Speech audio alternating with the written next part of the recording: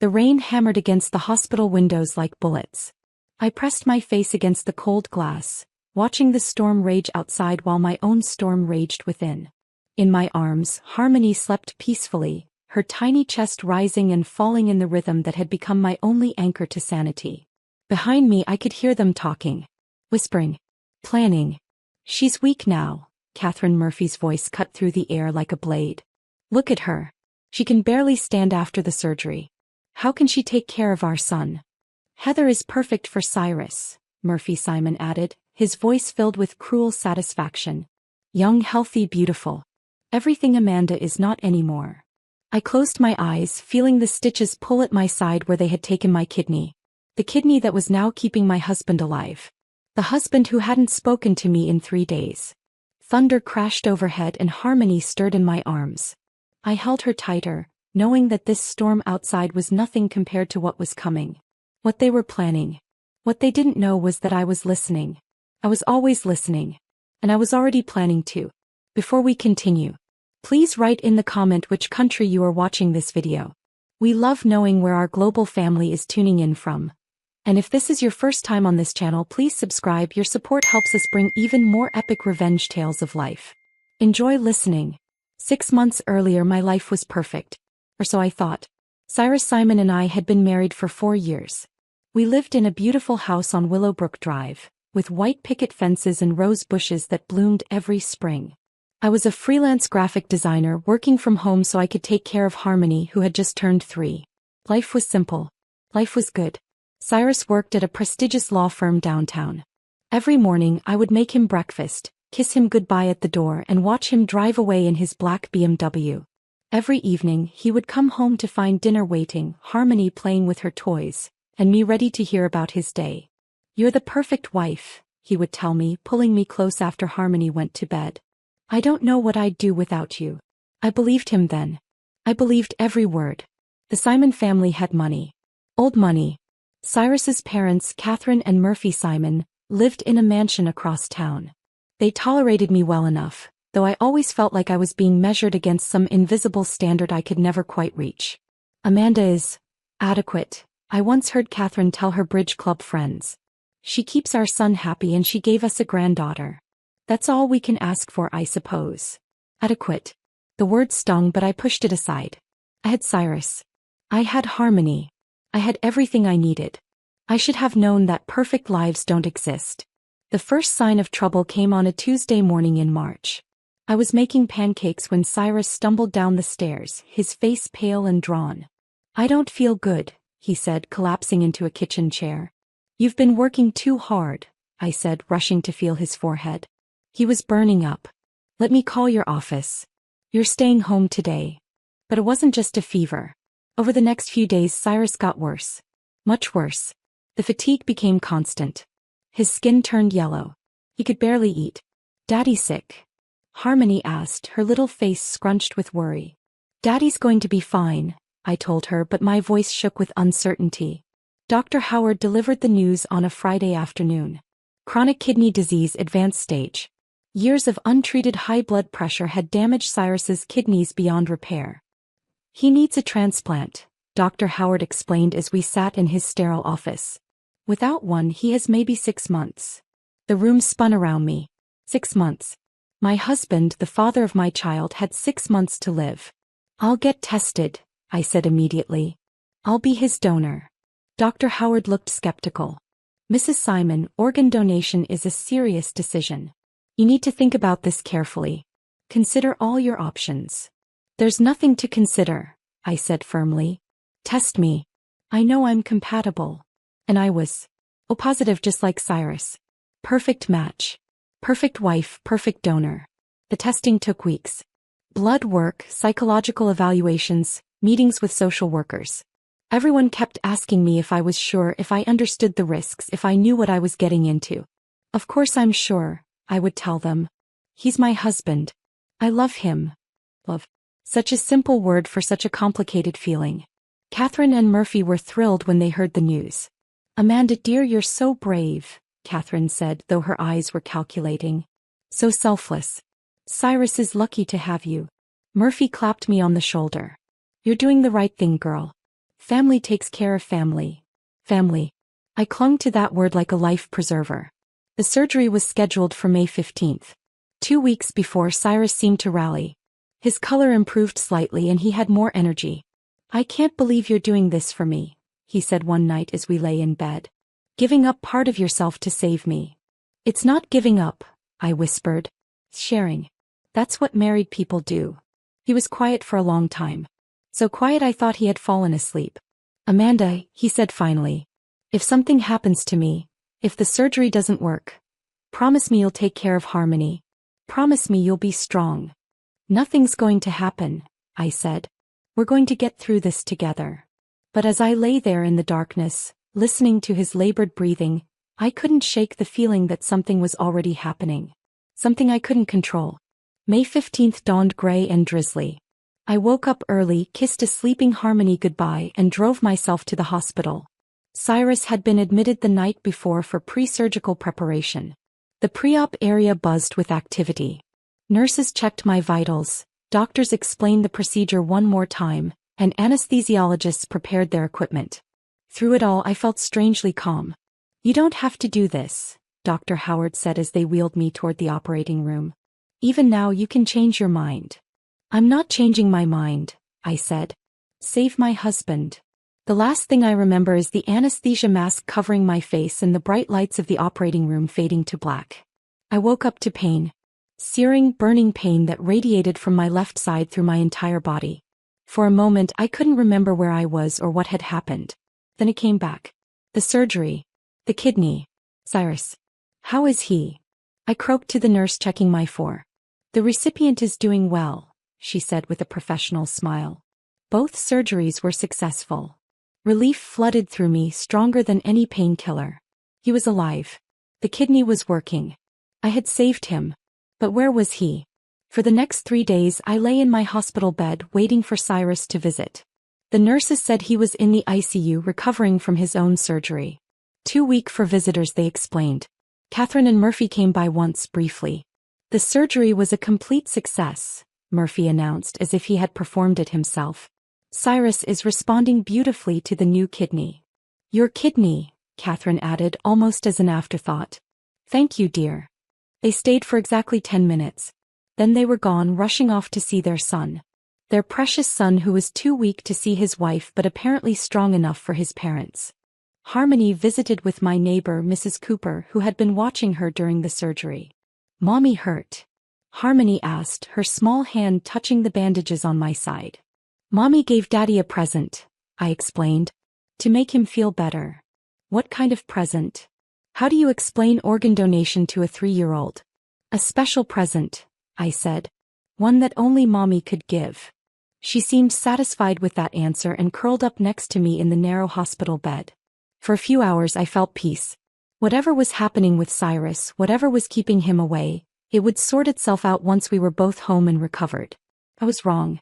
On the 4th day a different nurse came to check on me. Younger, less careful with her words. "Your husband seems to be doing great," she said while changing my bandages. "I saw him walking in the hall yesterday with his family. And that pretty young woman." My blood turned cold. "What pretty young woman?" The nurse's face went red. "Oh, but I assume she was family too. She's been there every day." Every day.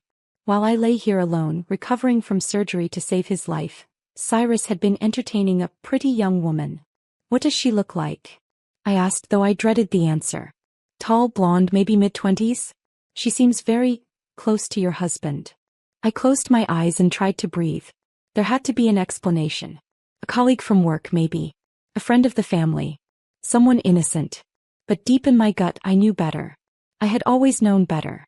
Dr. Howard discharged me on day 5 with a list of restrictions and follow-up appointments. No heavy lifting, no driving for 2 weeks, no strenuous activity for 6 weeks. "Your body has been through trauma," he explained.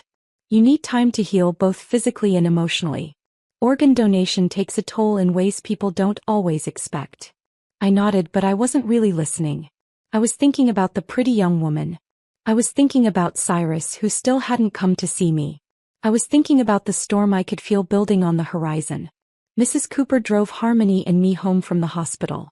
The house felt different somehow. colder, empty in a way that had nothing to do with Cyrus's absence. That night, as I lay in our king-size bed with Harmony curled against my good side, I heard a car in the driveway. My heart leaped. Cyrus was coming home. But the footsteps on the front porch were too light. The key in the lock turned too carefully. This wasn't Cyrus. "Hello," I called out. Catherine Simon appeared in the bedroom doorway. Her expression was strange. Guilty. Determined. "Amanda, dear, we need to talk." Catherine perched on the edge of the armchair across from the bed, her posture rigid and formal. She looked like she was attending a business meeting rather than visiting her recovering daughter-in-law. "Cyrus is doing wonderfully," she began, her tone carefully neutral. "The doctors say the kidney is functioning perfectly. You saved his life, Amanda. The family is grateful." Grateful. Not thankful, not indebted. Grateful, as if I had done them a small favor. "Where is he?" I asked. "Why hasn't he come home? Why hasn't he visited me?" Catherine's mouth tightened. "He's still weak, of course. The surgery was traumatic for him. He needs time to recover properly." "I had the same surgery," I pointed out. "I'm home." "Yes, well." Catherine smoothed her skirt with unnecessary precision. "You've always been sturdy. Resilient. Cyrus is more delicate. Delicate. Like a flower that needed special care. Not like his sturdy, resilient wife who could donate organs and be expected to bounce back immediately." "When is he coming home?" I pressed. "That's what I wanted to discuss with you." Catherine's voice took on a businesslike tone. "The family thinks it might be best if Cyrus stayed with us for a while during his recovery. Our house is larger, quieter. We have household staff to help with his needs." My heart sank. "His needs? I can take care of him. I'm his wife." "Are you?" The question hung in the air like a poison cloud. "Are you really in any condition to care for anyone right now? Look at yourself, Amanda. You can barely get out of bed." I looked down at myself. The hospital gown I still wore, the bandages visible beneath the thin fabric, the way I was lying propped up by pillows because sitting up straight was still too painful. "I'll recover," I said. "In a few days I'll be fine." "A few days?" Catherine's laugh was sharp. "Oh, my dear. You have no idea what you've done to yourself, do you? You've given away part of your body. You'll never be the same again." The words hit like physical blows. "What are you talking about?" Dr. Howard said. "Dr. Howard is paid to be optimistic," Catherine interrupted. "But the truth is you're damaged now. Weakened. You'll never be able to keep up with Cyrus's needs the way you used to." I stared at her, trying to process what I was hearing. This woman, whose son's life I had just saved, was telling me I was damaged goods.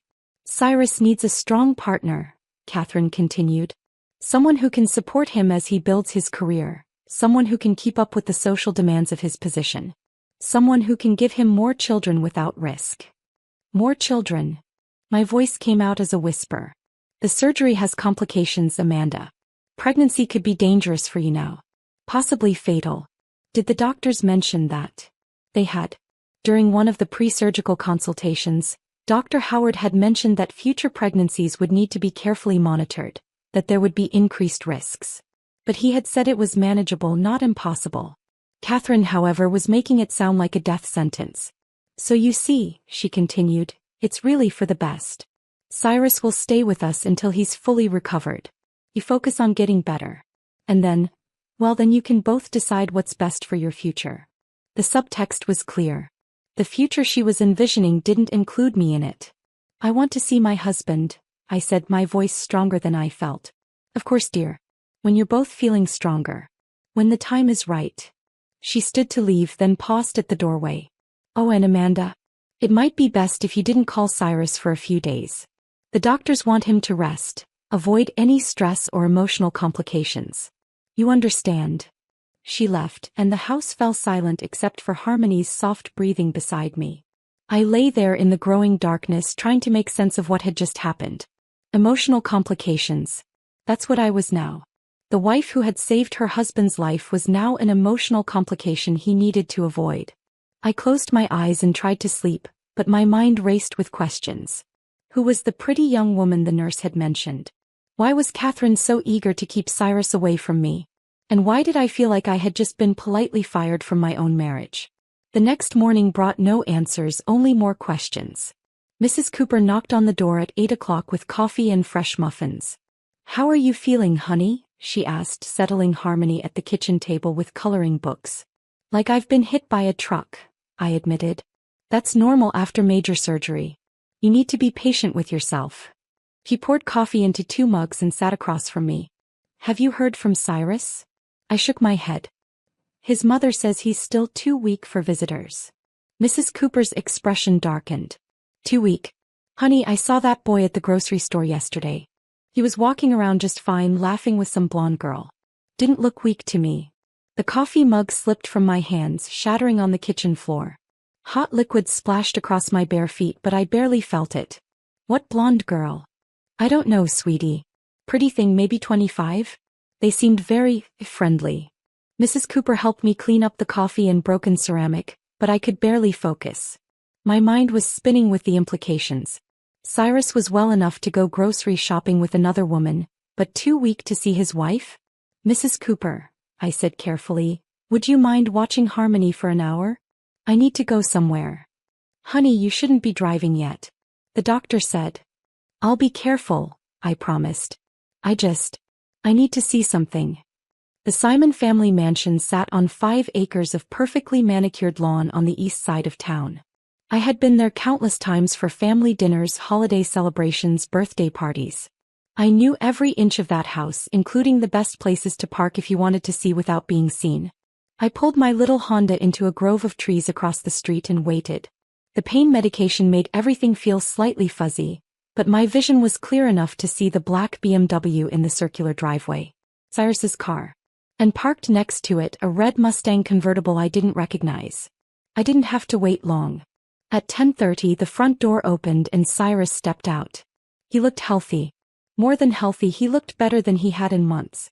His color was good, his posture strong. He was laughing at something someone had said. That someone turned out to be a tall, blonde woman in her mid-20s. She was stunning in the way that only young, wealthy, carefree women can be. Designer clothes, perfect hair, teeth that had never known financial hardship. She was everything I was not. And from the way Cyrus was looking at her, she was everything he wanted. I watched them walk to the red Mustang. I watched him open the door for her like a gentleman. I watched her laugh and touch his arm in a way that was definitely not casual friendship. I watched my husband, the man whose life I had saved 6 days ago, kiss another woman in his parents' driveway. The pain that shot through me had nothing to do with surgical incisions. This was a different kind of wound, deeper and more devastating than anything a scalpel could create. I started the Honda and drove home in a daze. In my driveway, I sat in the car for 10 minutes, trying to figure out what to do with the knowledge I now carried. Mrs. Cooper was waiting with worried eyes and gentle questions I couldn't answer. Harmony was napping on the couch, her small body curled around her favorite stuffed elephant. Looking at my daughter, I made a decision. Whatever was happening between Cyrus and the blonde woman, whatever game Catherine Simon was playing, I needed to protect Harmony. I needed to be smart about this.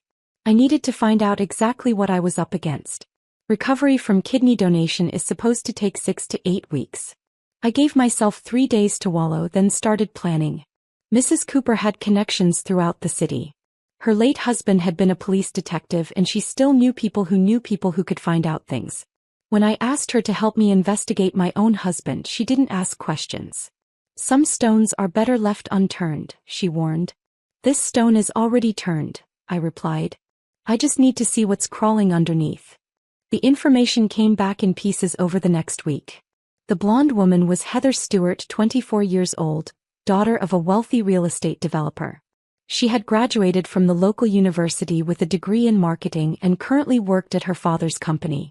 He had also been dating my husband for 3 months. 3 months. While I was getting tested to donate my kidney, while I was going to counseling sessions and medical appointments to save his life, Cyrus was building a relationship with another woman.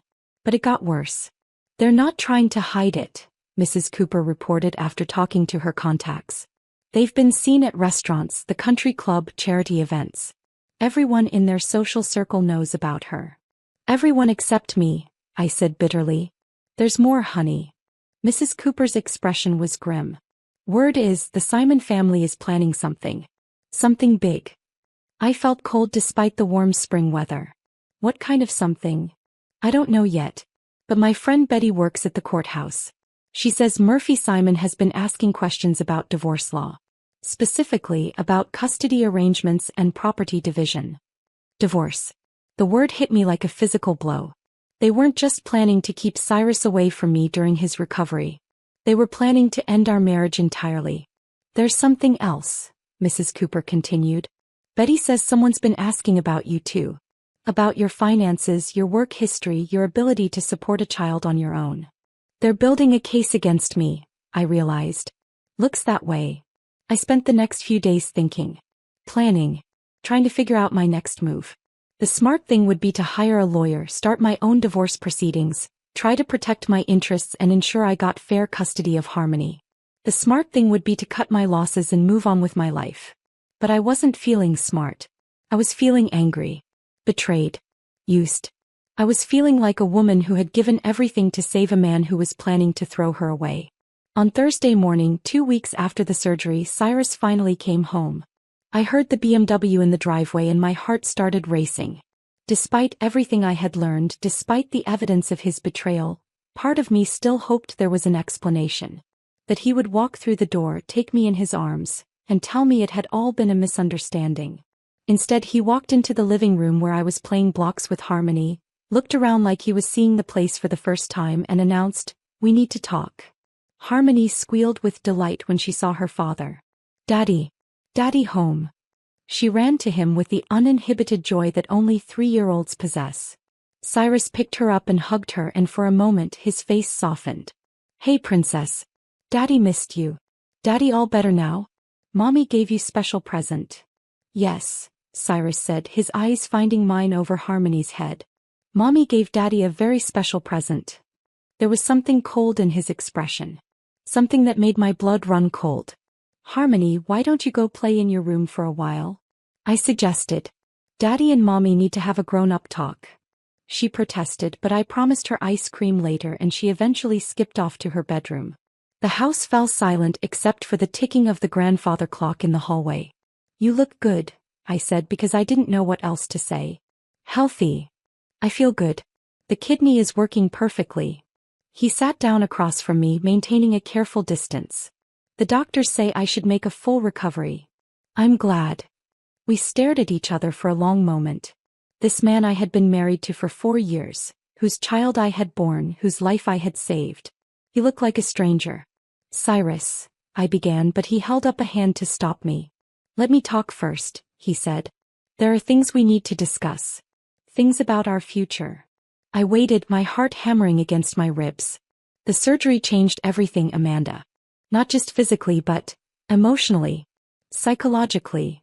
He leaned forward, his expression earnest. "I almost died. That changes a man. It makes him reevaluate his priorities, his relationships, his entire life." "Okay," I said carefully. "I'm grateful for what you did. Don't think I'm not. You saved my life and I'll never forget that. But," I could hear the but coming like thunder before lightning. "But I've realized that gratitude isn't enough to build a marriage on. We've been living like roommates for months, Amanda. Going through the motions, pretending everything was fine when we both knew it wasn't." "I didn't know that," I said quietly. "Of course you did. You're not stupid. You must have felt the distance between us." Had I? Looking back, I could see signs. The way he'd started working later, the way our conversations had become perfunctory, the way he'd stopped really looking at me when we talked. But I had attributed all of that to his illness. To the stress of his diagnosis and the fear of dying. "I want a divorce, Amanda." The words hung in the air between us like a guillotine blade. A divorce. I repeated the words like they were foreign, incomprehensible. "It's for the best. For both of us. You deserve someone who can love you the way you deserve to be loved, and I need to be free to find what I'm looking for." "What you're looking for?" My voice was getting stronger, sharper. "You mean who you're looking for? Like Heather Stewart?" His face didn't change, but I saw something flicker in his eyes. Surprise maybe that I knew about her. "I don't know what you're talking about." "Don't lie to me, Cyrus. I've seen you with her. I know you've been seeing her for months." He was quiet for a long moment. Then he shrugged as if his infidelity was a minor detail hardly worth discussing. "Heather is a friend." Someone who understands what I've been through. What you've been through. I couldn't keep the incredulity out of my voice. What about what I've been through? I gave you my kidneys, Cyrus. I gave you part of my body to keep you alive. And I'm grateful, he repeated, but his tone was flat, dismissive. But that doesn't mean we have to stay married. If anything, it makes it more complicated. I don't want to spend the rest of my life feeling obligated to you. Obligated. The word hit me like a slap. 4 years of marriage, a child together, major surgery to save his life, and he felt obligated. What about Harmony? I asked. She'll be fine. Children adapt. We'll work out custody arrangements, visitation schedules. My parents have already spoken to their lawyers about setting up a trust fund for her education. Their lawyers? Of course. This had all been planned, choreographed, decided without my input. I want joint custody, I said. That might not be possible. What do you mean? Cyrus looked uncomfortable for the first time since he'd arrived. Amanda, you just had major surgery. The doctors say you'll never be fully healthy again. There are limitations now, risks. My parents are concerned about your ability to properly care for a 3-year-old. Your parents are concerned? I stood up despite the pain that shot through my side. Your parents who couldn't be bothered to visit me once in the hospital. Your parents who think I'm adequate on my best day. They care about Harmony's well-being. And what about my well-being? What about the fact that I'm her mother? Of course you're her mother. No one's trying to take her away from you completely. But primary custody, that might need to go to the parent who's better equipped to provide for her. The parent with money, he meant. The parent with family lawyers and trust funds and social connections. The parent who hadn't given up an organ to save his spouse's life. I stared at this man I had loved, this man I had sacrificed for, this man who was now calmly discussing taking my daughter away from me, and felt something shift inside me. Something cold and calculating and very, very angry. Get out, I said quietly. Amanda. Get out of my house. Now. It's not your house, he said, and there was the truth I had been waiting for. It's in my name. The mortgage, the deed, everything. Legally, you have no claim to it. I felt the walls closing in around me. The house I had decorated, the home I had built for our family, the place where I had recovered from surgery to save his life. None of it was mine. You have 2 weeks to find somewhere else to live, Cyrus continued, his voice businesslike now. That's fair, I think. Generous, even. Generous, I repeated. My lawyer will be in touch about the divorce papers. I'd recommend you get your own representation. He stood up, straightening his jacket. I'll send someone for my clothes tomorrow. He walked to the doorway, then turned back. For what it's worth, Amanda, I really am grateful. What you did, it was incredibly brave. Selfless. I just want you to know that. Then he was gone, and I was alone with the sound of the grandfather clock and my own ragged breathing. I sank back onto the couch, my hand pressed to the stitches in my side that were still tender, still healing. In my bedroom, I could hear Harmony playing with her dolls, making up stories about families who loved each other and stayed together forever. Stories that were nothing like real life. I sat there for a long time thinking about gratitude and obligation and betrayal. Thinking about how naive I had been to believe that love and sacrifice were enough. Thinking about Heather Stewart and her perfect smile and her red Mustang convertible. Thinking about revenge. Because if Cyrus Simon thought he could use me up and throw me away, if he thought he could take my kidney and my daughter and my life and walk away unscathed, he had another thing coming. I was Amanda Collins Simon. I had survived organ donation. I had saved a man's life. And I was about to show him exactly what he had thrown away. The divorce papers arrived on a Tuesday morning, delivered by a courier who looked embarrassed to be serving them to a woman still recovering from surgery. I signed for them with hands that only trembled slightly, waited until Harmony was absorbed in her cartoons, then locked myself in the bathroom to read them. The legal language was dense and cold, reducing 4 years of marriage to a series of clauses and provisions. But the meaning was clear enough. Cyrus wanted everything. The house, the cars, the savings account, the investment portfolio I hadn't even known we had. He was willing to give me reasonable spousal support for 2 years and generous visitation rights with Harmony. Visitation rights. With my own daughter. The custody section was particularly brutal. It painted me as an unstable woman whose recent medical procedures had left her physically and emotionally compromised, and unable to provide adequate care for a minor child. There were medical reports attached that I had never seen before. Psychiatric evaluations suggesting I might be suffering from post-surgical depression. Financial statements showing that my freelance graphic design work brought in barely enough to support myself, let alone a child. They had built their case carefully, methodically. While I was focused on saving Cyrus's life, they were focused on destroying mine.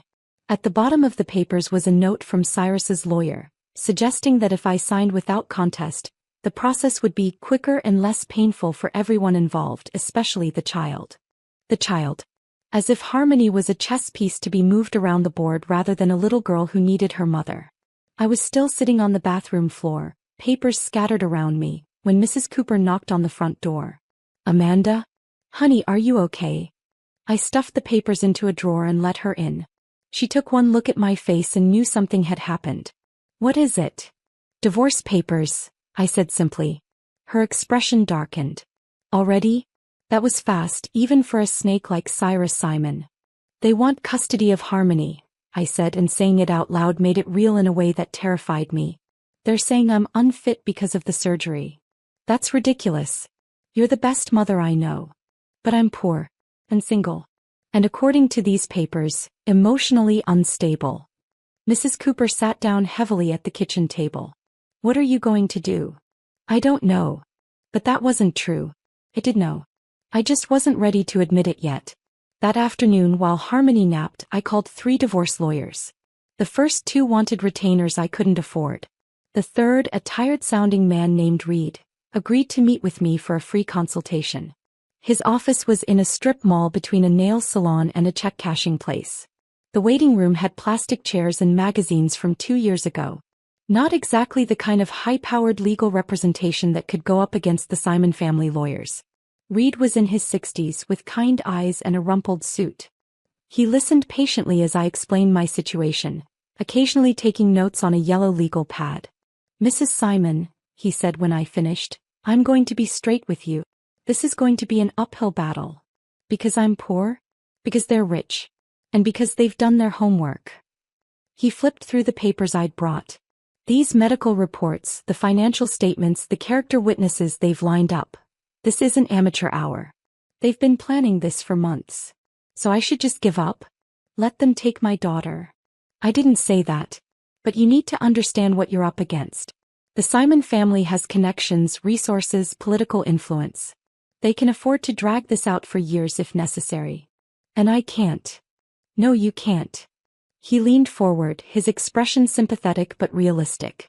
"Here's what I can offer you. I can negotiate for better visitation rights, maybe push for shared custody instead of their visitation-only proposal. I can fight for more generous spousal support, enough to help you get back on your feet. But I can't win. Winning and losing aren't always black and white in family court," Reed said carefully. "Sometimes it's about damage control." I left his office feeling more defeated than ever. Damage control. That's what my life had become. A series of small losses to be minimized rather than victories to be won. But as I drove home, something crystallized in my mind.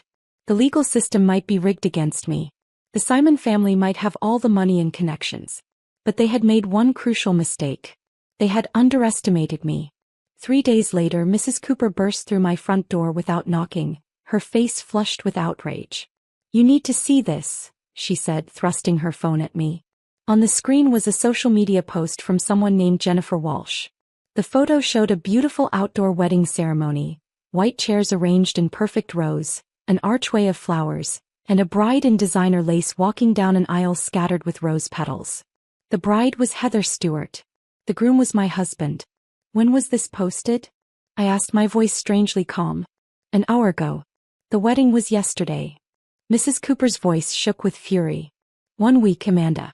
1 week after he served you divorce papers, he married someone else." I stared at the photos. There were dozens of them.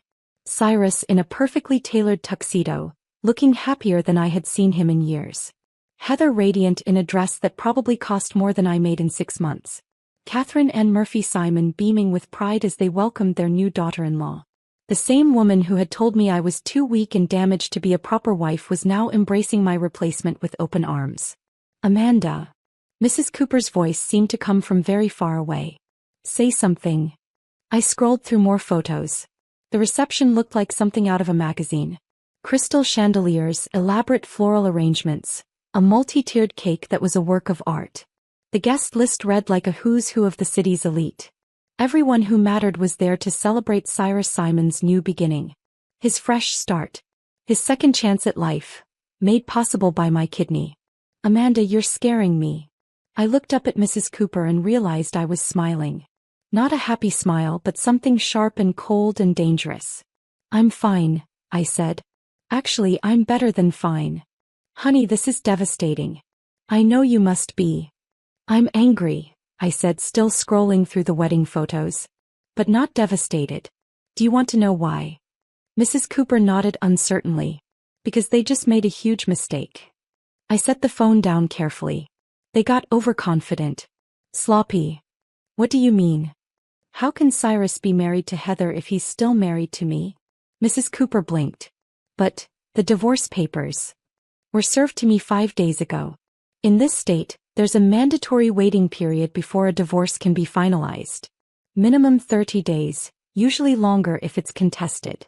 I felt that cold smile spreading across my face again. Cyrus Simon just committed bigamy. Oh my God. Oh, it gets better. I pulled out my laptop and started typing. Bigamy is a felony in this state. Punishable by up to 5 years in prison and automatic grounds for voiding the marriage. Are you going to report him? Not yet. First, I'm going to let him enjoy his honeymoon. Mrs. Cooper stared at me like she'd never seen me before. What are you planning, Amanda? I'm planning to give my dear husband exactly what he deserves. That night, after Harmony was asleep, I began my real investigation. Not just into Cyrus's affair but into everything. His finances, his business dealings, his family's connections. If they wanted to play hardball, I was going to learn the rules of their game. What I found was interesting. The Simon family wealth was old, but it wasn't as solid as they pretended. Murphy Simon's real estate investments had taken a hit during the recent market downturn. Several of his properties were underwater, and he had been quietly refinancing to stay afloat. Catherine's social standing was built largely on appearances. The charity boards, the country club memberships, the lavish entertaining, it all cost money. Money that was increasingly tight. But most interesting of all was Cyrus himself. His position at the law firm was more precarious than he had let on. Several of his clients had filed complaints about missed deadlines and inadequate representation. There were whispers about his work performance, questions about his billable hours. The kidney disease hadn't just affected his health. It had affected his career. And now, with his expensive new wife and his parents' financial pressures, he needed that job more than ever. I spent the next week gathering information, building a file, planning my strategy. Mrs. Cooper thought I was having some kind of breakdown, but I had never felt more focused in my life. On Friday morning, exactly 1 week after the wedding, I received an unexpected visitor. Heather Simon, she was using her married name now, stood on my doorstep in a white sundress and designer sunglasses, looking like she was posing for a magazine shoot. "Hello, Amanda," she said with a bright smile.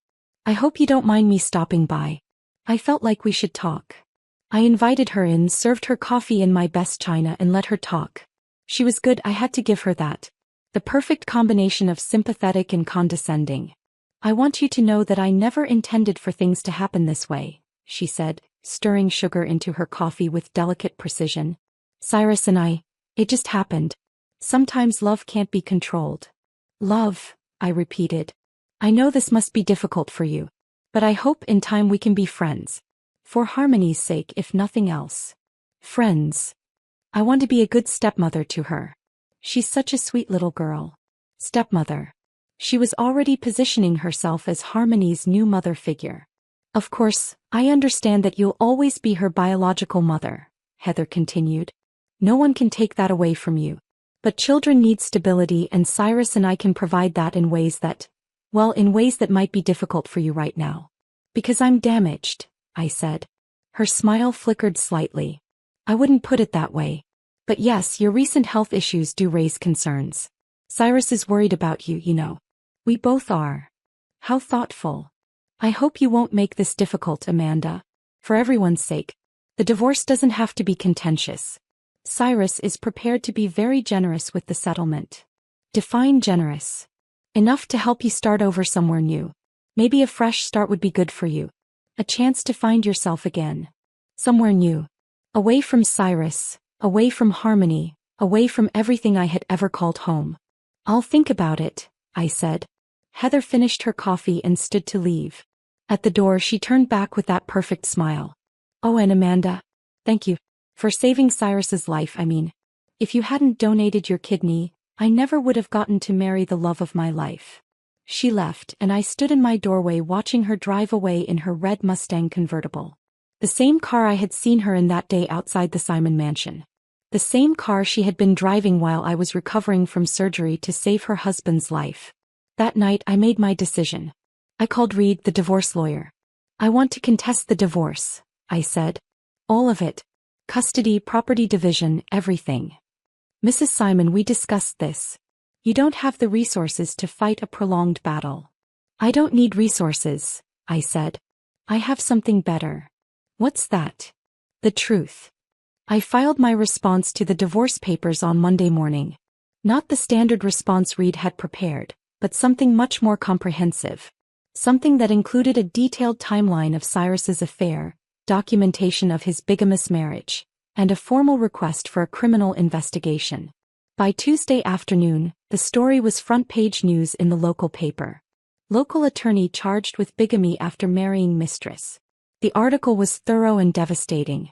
It detailed how Cyrus had married Heather Stewart while still legally married to the woman who had donated a kidney to save his life.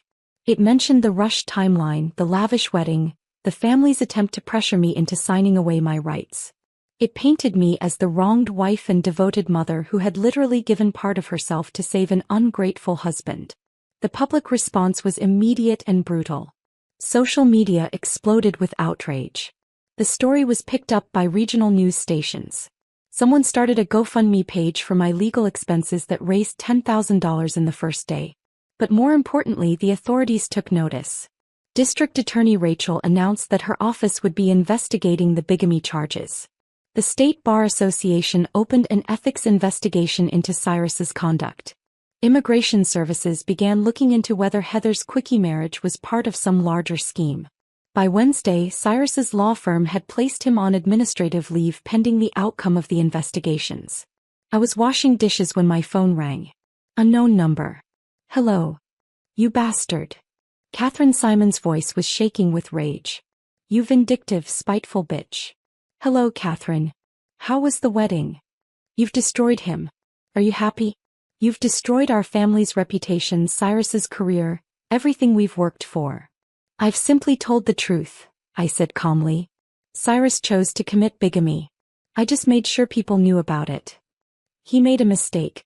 One mistake, and you're trying to ruin his entire life. One mistake. I set down the dish I was washing and focused entirely on the conversation. Catherine, your son had an affair while I was being tested to donate my kidney. He planned his second marriage while I was recovering from surgery to save his life. He tried to steal my daughter and leave me homeless. Which part of that was a mistake? The bigamy was a mistake. The wedding was supposed to wait until after the divorce was final. The lawyers miscommunicated, the dates got confused. So you admit it was planned. There was silence on the other end of the line. You admit that while I was in the hospital, recovering from donating my kidney to save your son's life, your family was planning his wedding to another woman. Amanda, please. Think about what you're doing. This isn't just hurting Cyrus. It's hurting Harmony too. Do you want your daughter to grow up knowing her father is in prison? I want my daughter to grow up knowing her mother isn't a doormat. I hung up. An hour later my phone rang again. This time it was Cyrus. Amanda. His voice was different. Strained. Desperate. We need to talk. Do we? Please. I'm asking nicely. Can we meet somewhere? Discuss this like adults. Adults don't commit bigamy, Cyrus. It was a mistake. A legal technicality. The lawyers. The lawyers what? Forgot you were still married to me? Forgot that divorce papers don't become effective the moment they're served. Amanda, please. I'm begging you. Drop the charges. Let's work this out privately. Like you worked out your affair privately? Like you worked out your second marriage privately? I'll give you whatever you want. More money, better custody arrangements, anything. Just make this go away. I want our marriage back, I said. I want the last 6 months to be undone. I want my kidney back. He was quiet for a long moment. You know I can't do that. Then we have nothing to discuss. Amanda, wait. Don't hang up. His voice cracked slightly. Please. Tell me what it will take. What do you really want? What did I want? I wanted him to suffer the way I had suffered. I wanted him to feel helpless and betrayed and discarded. I wanted him to understand what it meant to give everything to someone who saw you as disposable. But I couldn't say that. I want justice, I said instead. What does that mean? It means you made your choice, Cyrus. Now you get to live with the consequences. I hung up and immediately turned off my phone. Over the next few days, the pressure intensified. Murphy Simon showed up at my door with a briefcase full of cash, offering to make this whole mess disappear, if I would just be reasonable. I told him to take his money and leave. Heather called, crying, begging me to think about what I was doing to an innocent woman who had just fallen in love. I reminded her that she had fallen in love with a married man and suggested she choose her partners more carefully in the future. Their lawyer, a high-powered attorney from the state capital, sent me increasingly threatening letters about defamation and harassment and the consequences of filing false charges. I forwarded them all to the district attorney's office. But the most interesting call came from an unexpected source. Mrs. Simon? This is Dr. Howard. Hello, Dr. Howard. How can I help you? I've been following the news coverage of your situation. I wanted to reach out because I'm concerned about how this might be affecting your recovery. I'm fine, doctor. Physically, anyway. Good. That's good. He paused. Mrs. Simon, I don't usually get involved in my patients' personal lives, but I feel I need to tell you something. What's that? Your husband came to see me last week.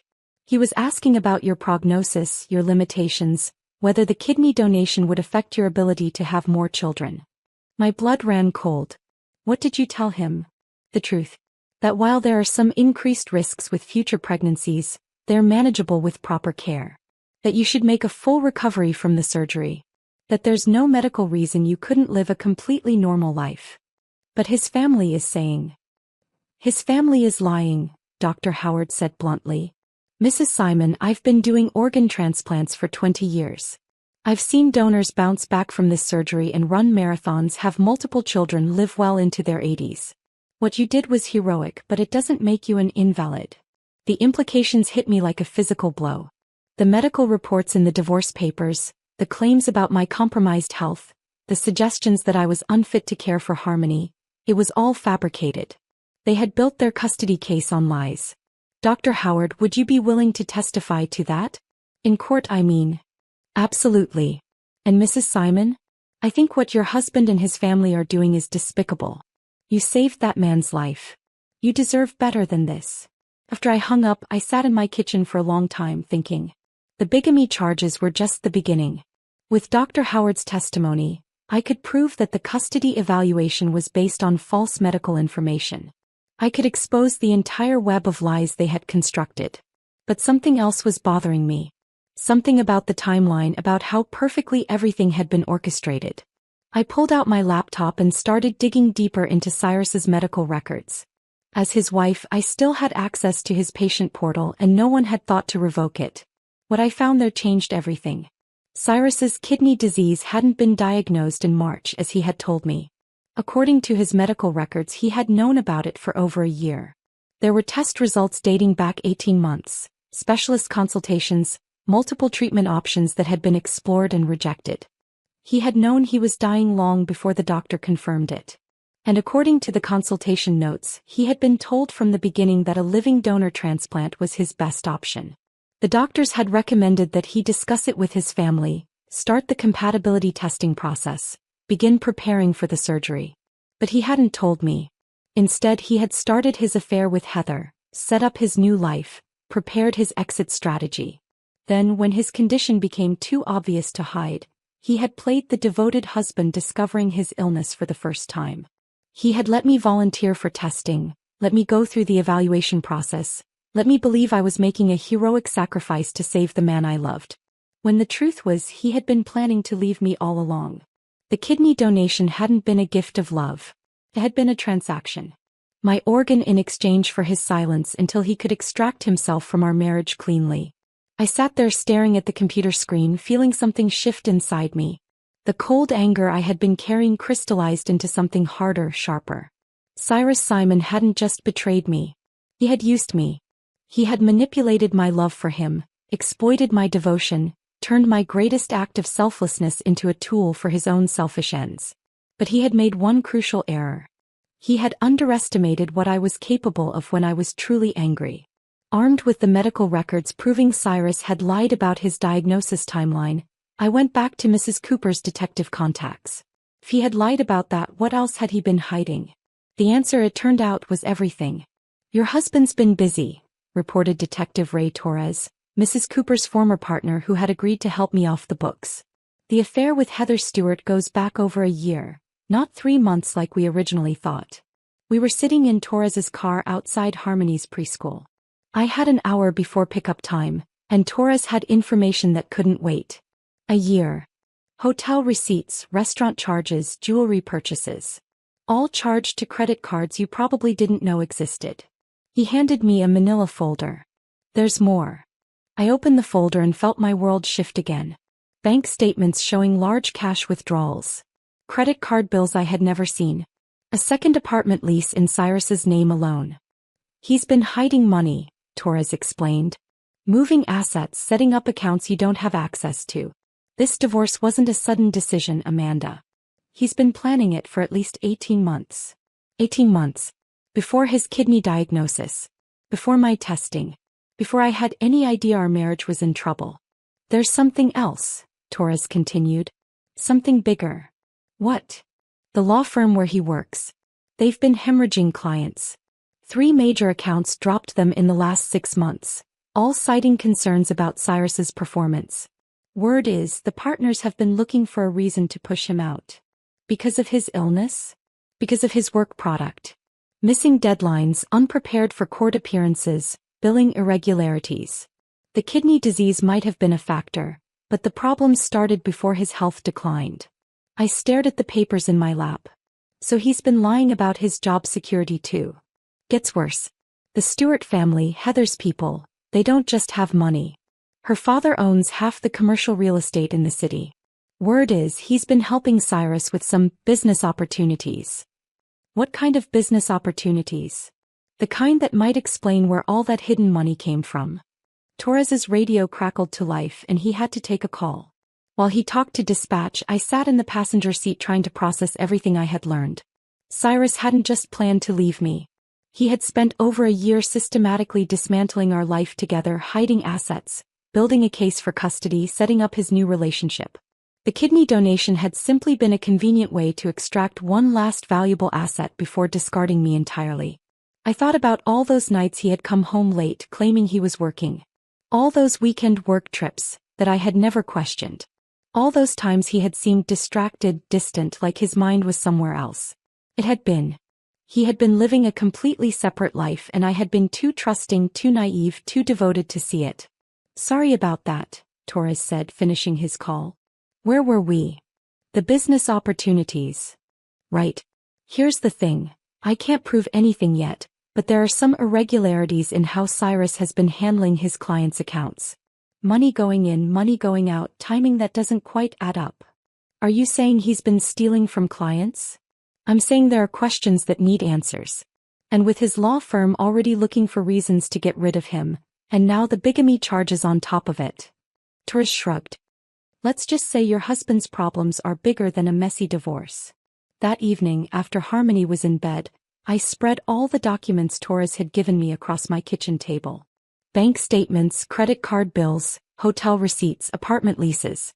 The paper trail of my husband's deception. But as I studied the dates and amounts, a pattern emerged that made my blood run cold. The largest cash withdrawals had all occurred in the weeks leading up to my surgery. The apartment lease had been signed the day after I was approved as a donor. The most expensive jewelry purchases for Heather had been made while I was in the hospital, recovering from giving him my kidney. He hadn't just been planning to leave me. He had been celebrating. Every sacrifice I made, every moment of pain and vulnerability had been a victory for him. A step closer to his new life with his young, healthy, wealthy new wife. My phone rang. Unknown number again. Hello. Amanda, it's Reed. My lawyer sounded excited, which was unusual for him. I just got a call from the district attorney's office. They want to meet with you tomorrow morning. About the bigamy charges? About everything. It seems your husband's legal troubles have attracted some attention from the state attorney general's office. They're looking into his business dealings, his client accounts, some irregularities that go back years. I felt a cold smile spread across my face. What kind of irregularities? The kind that might involve federal charges. Money laundering, client fraud, tax evasion. Amanda, if even half of what they suspect is true, Cyrus could be looking at serious prison time. Good. There's more. They want you to testify before a grand jury. About the timeline of his illness, the divorce proceedings, his attempts to hide assets. Your testimony could be crucial to their case. After Reed hung up, I sat in my quiet kitchen and thought about justice. Real justice, not the watered-down version that family court might eventually deliver. Cyrus had used me, betrayed me, tried to steal my daughter and my future. He had turned my greatest act of love into a tool for his own selfish gain. But he had also made a fatal mistake. He had assumed that because I was naive and trusting, I was also weak and helpless. He was about to learn the difference. The grand jury hearing was scheduled for the following Thursday. In the meantime, the media coverage of my story had taken on a life of its own. Local news stations were running features on organ donation and the ethics of divorce. National morning shows were calling for interviews. Someone had started a hashtag Justice for Amanda. But the most satisfying development came on Wednesday morning, when Mrs. Cooper arrived with her usual coffee and an unusually satisfied smile. You need to see this, she said, handing me her phone. On the screen was a news article from the financial section. Simon Law Firm under federal investigation for client fund mismanagement. The article detailed how federal investigators were looking into allegations that the firm had misused client trust funds, engaged in questionable business practices, and failed to properly oversee attorney conduct. 3 partners had already resigned, and the firm was expected to face criminal charges within days. Cyrus's career isn't just over, Mrs. Cooper said with satisfaction. His entire law firm is going down. I scrolled through the article, noting the details about systematic financial irregularities and potential criminal liability for individual attorneys. At the bottom was a quote from the firm's remaining managing partner. We are cooperating fully with federal investigators and have terminated our relationship with any attorneys who may have engaged in questionable conduct. Cyrus had been fired. That afternoon my phone rang. Heather Stewart. Amanda, please. You have to stop this. Her voice was strained, desperate. You're destroying innocent people. Innocent people? Cyrus made mistakes, yes. But he doesn't deserve to have his entire life ruined. And I certainly don't deserve to be dragged through the mud for falling in love. You fell in love with a married man who was stealing from his clients, I said calmly. You married him while he was still married to someone else. Exactly which part of that makes you innocent? I didn't know about any financial irregularities. I didn't know he was still legally married to you. His lawyers told me the divorce was final. His lawyers lied. Just like he did. Amanda, please. He was crying now. I'm pregnant. The words hit me like a physical blow. Pregnant. Cyrus was going to be a father again with her, while I was fighting for custody of the child we already had. Congratulations, I managed. This stress isn't good for the baby. The media attention, the legal problems, all of it. Please, can't we work something out? Can't you find it in your heart to show some mercy? Mercy. I thought about mercy as I hung up the phone.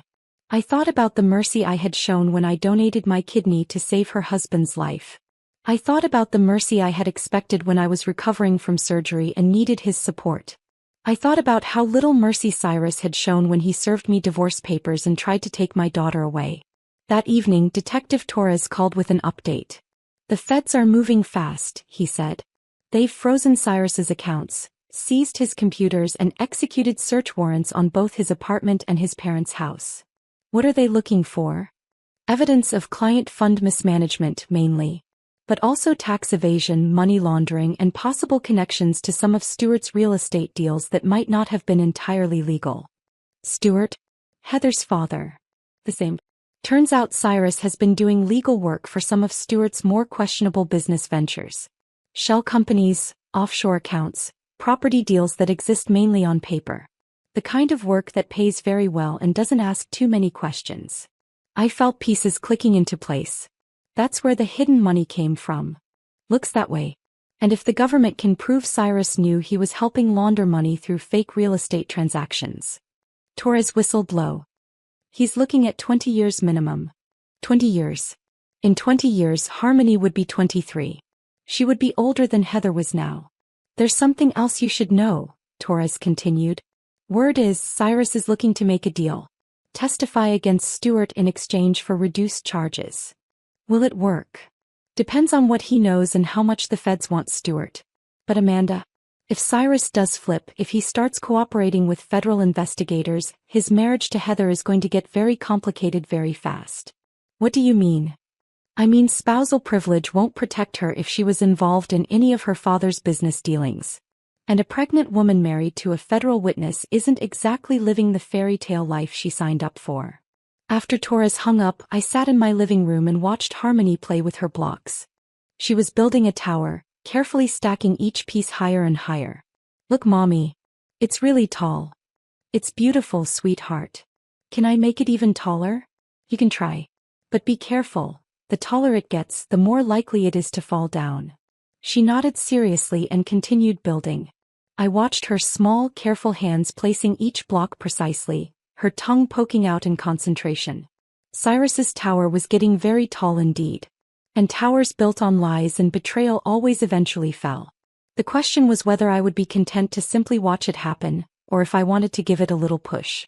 Thursday morning arrived gray and cold, matching my mood perfectly. I dressed carefully for the grand jury hearing. Conservative blue suit, minimal makeup, wedding ring conspicuously absent from my finger.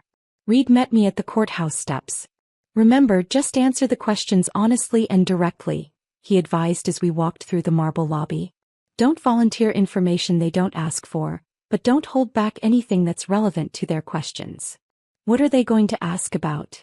Everything. The timeline of Cyrus's illness, his behavior during your recovery, the divorce proceedings, anything you know about his finances or business dealings.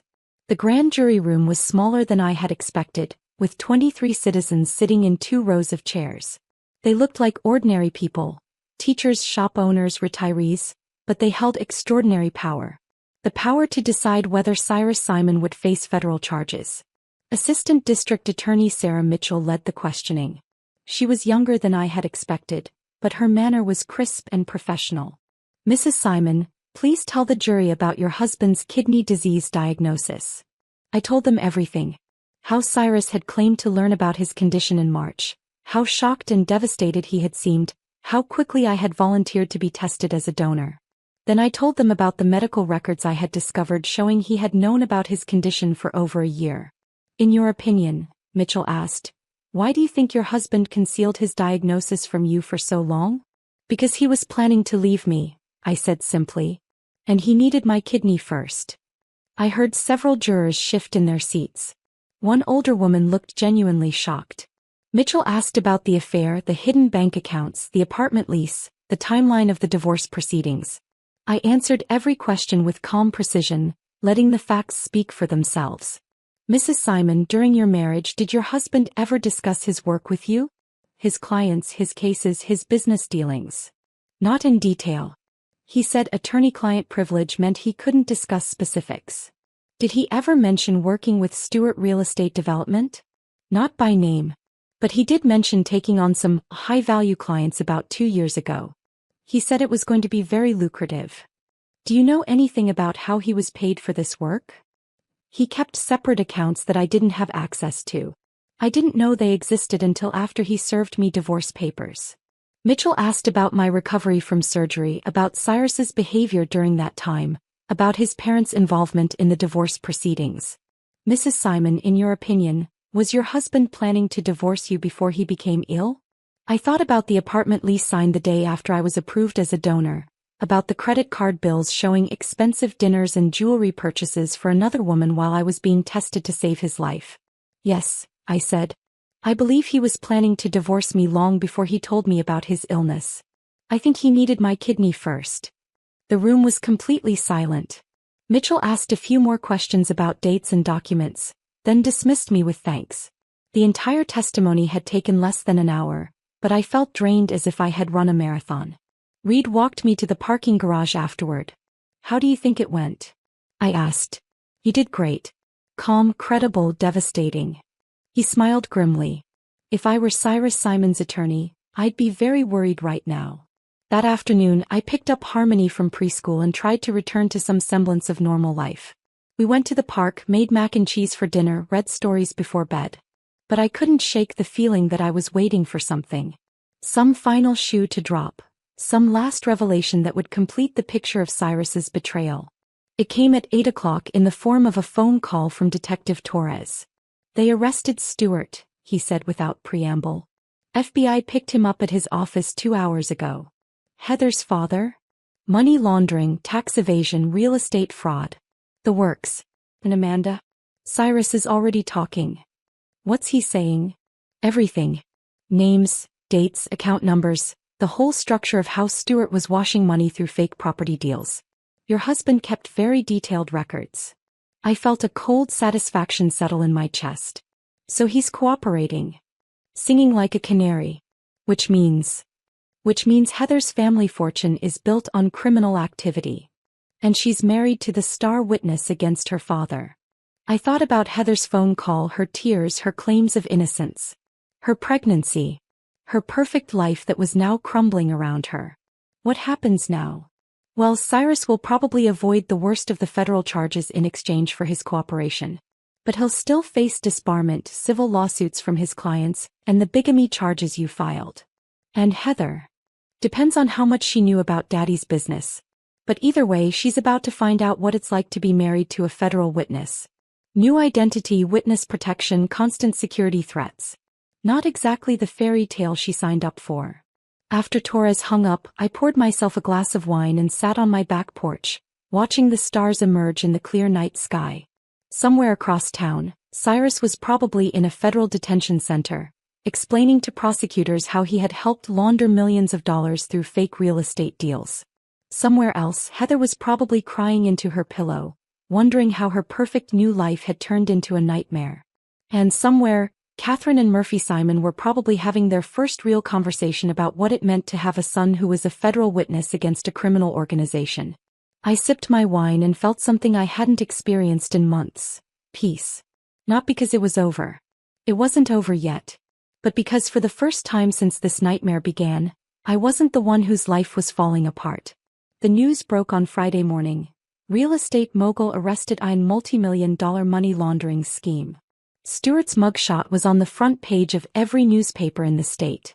The article detailed how federal investigators had uncovered a complex network of shell companies, fake property transactions, and offshore accounts designed to hide the proceeds of various criminal enterprises.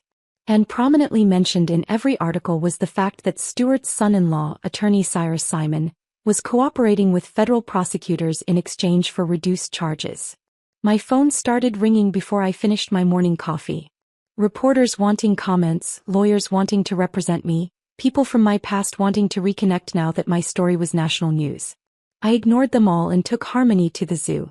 "Look, Mommy. Monkeys." We spent the morning watching animals, eating overpriced snacks and pretending that life was normal. For a few hours, I almost forgot about federal investigations and divorce proceedings and kidney donations that had changed everything. Then my phone buzzed with a text from Mrs. Cooper. "Turn on Channel 7 when you get home. You need to see this."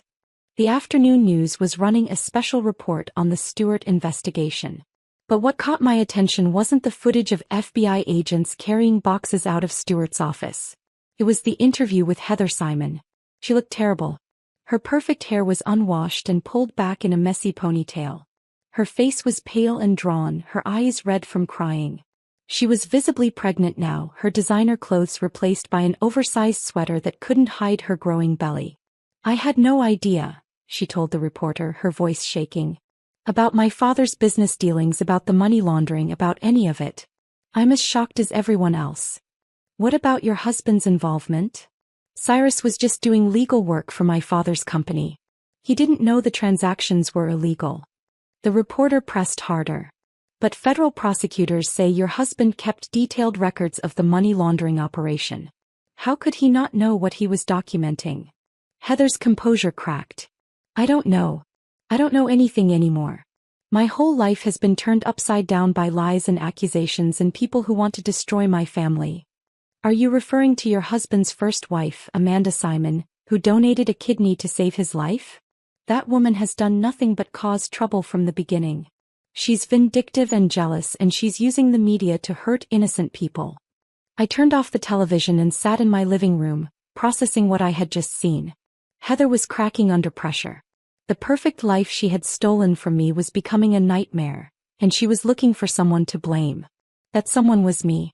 Which meant this wasn't over yet. That evening, after Harmony was asleep, I received an unexpected visitor.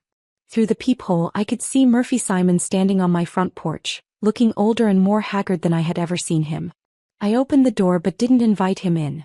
Amanda. His voice was hoarse, defeated. Please. We need to talk. About what? About ending this.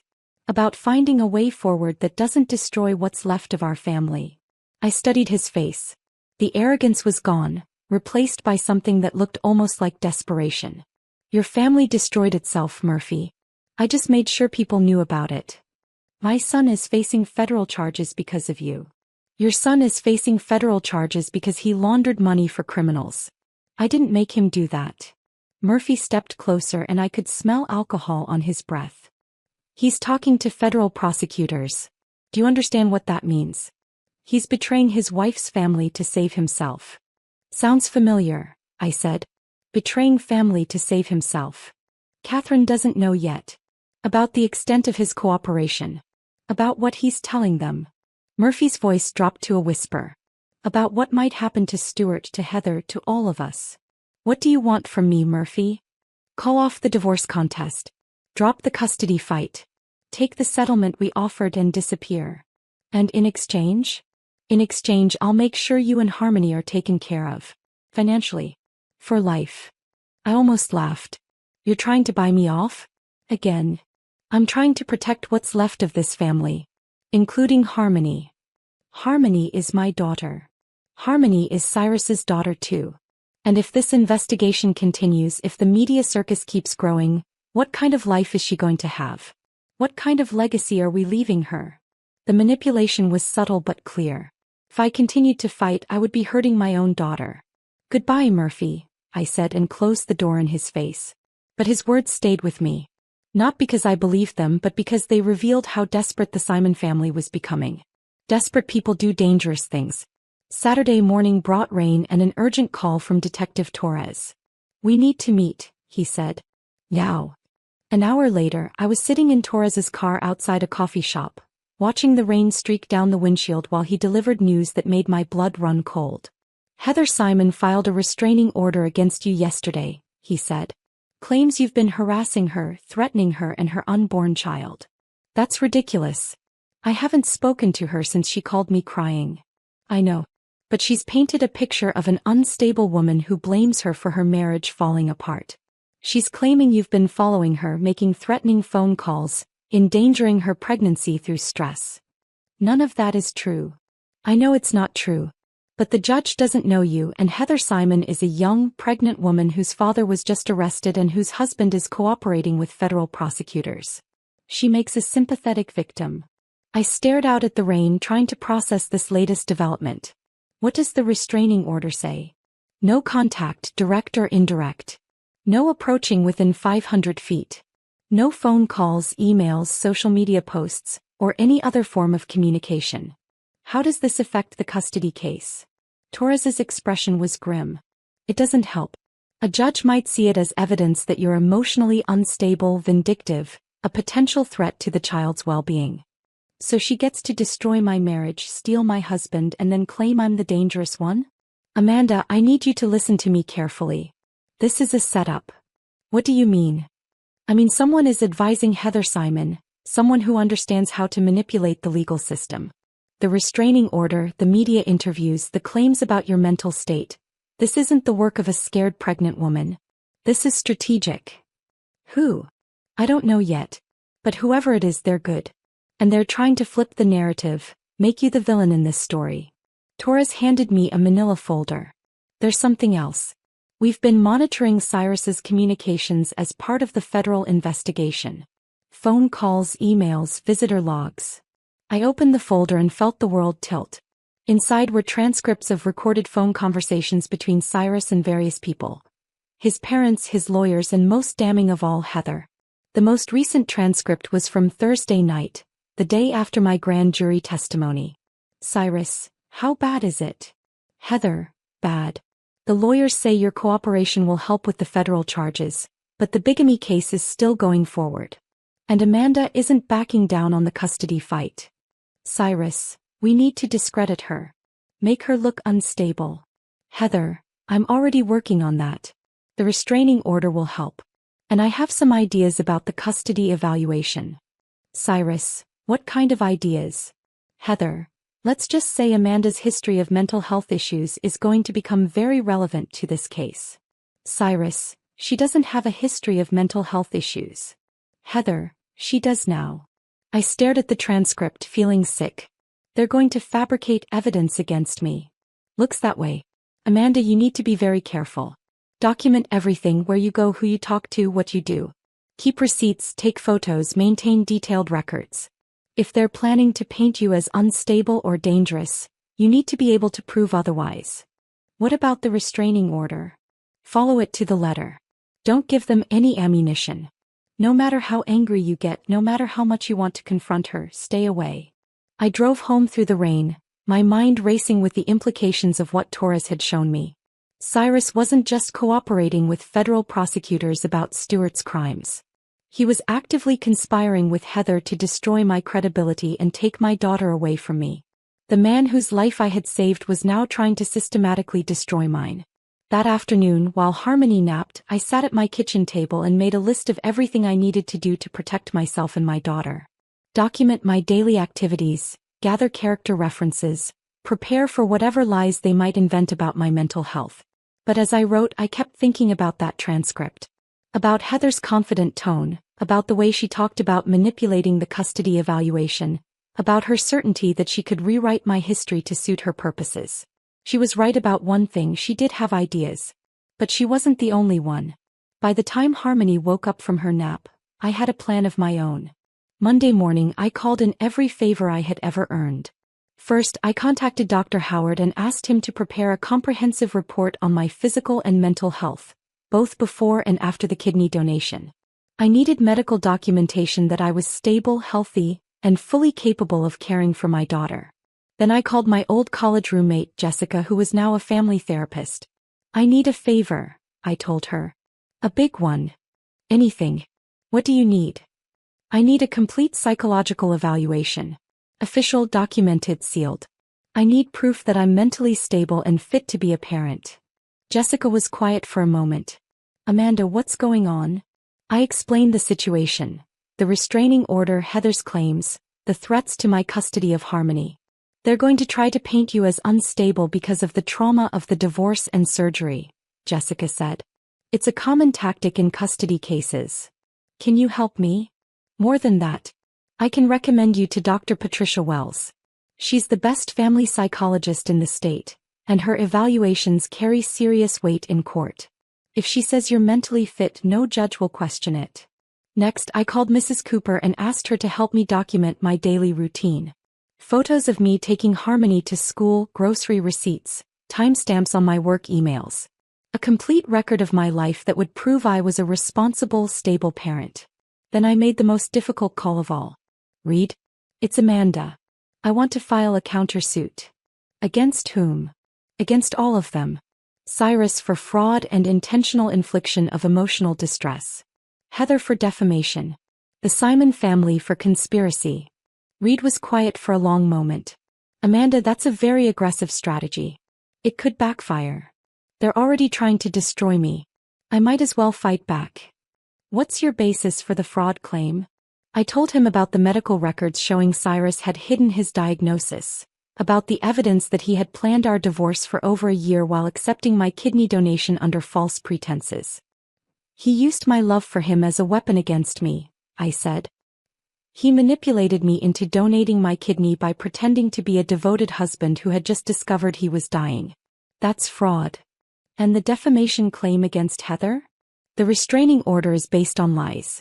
She's claiming I've been harassing and threatening her when she has no evidence because it never happened. She's intentionally damaging my reputation to gain advantage in the custody case. Reed sighed. This is going to get ugly, Amanda. Very ugly. It's already ugly. I'm just making sure I'm not the only one who gets dirty.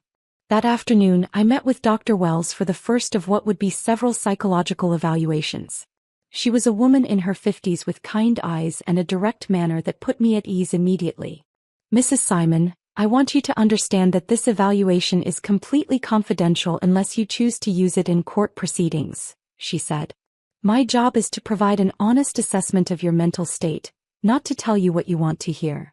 I understand. Over the next 3 hours, Dr. Wells asked me about everything. My childhood, my marriage, my relationship with Harmony, my feelings about the divorce and custody battle, my recovery from surgery.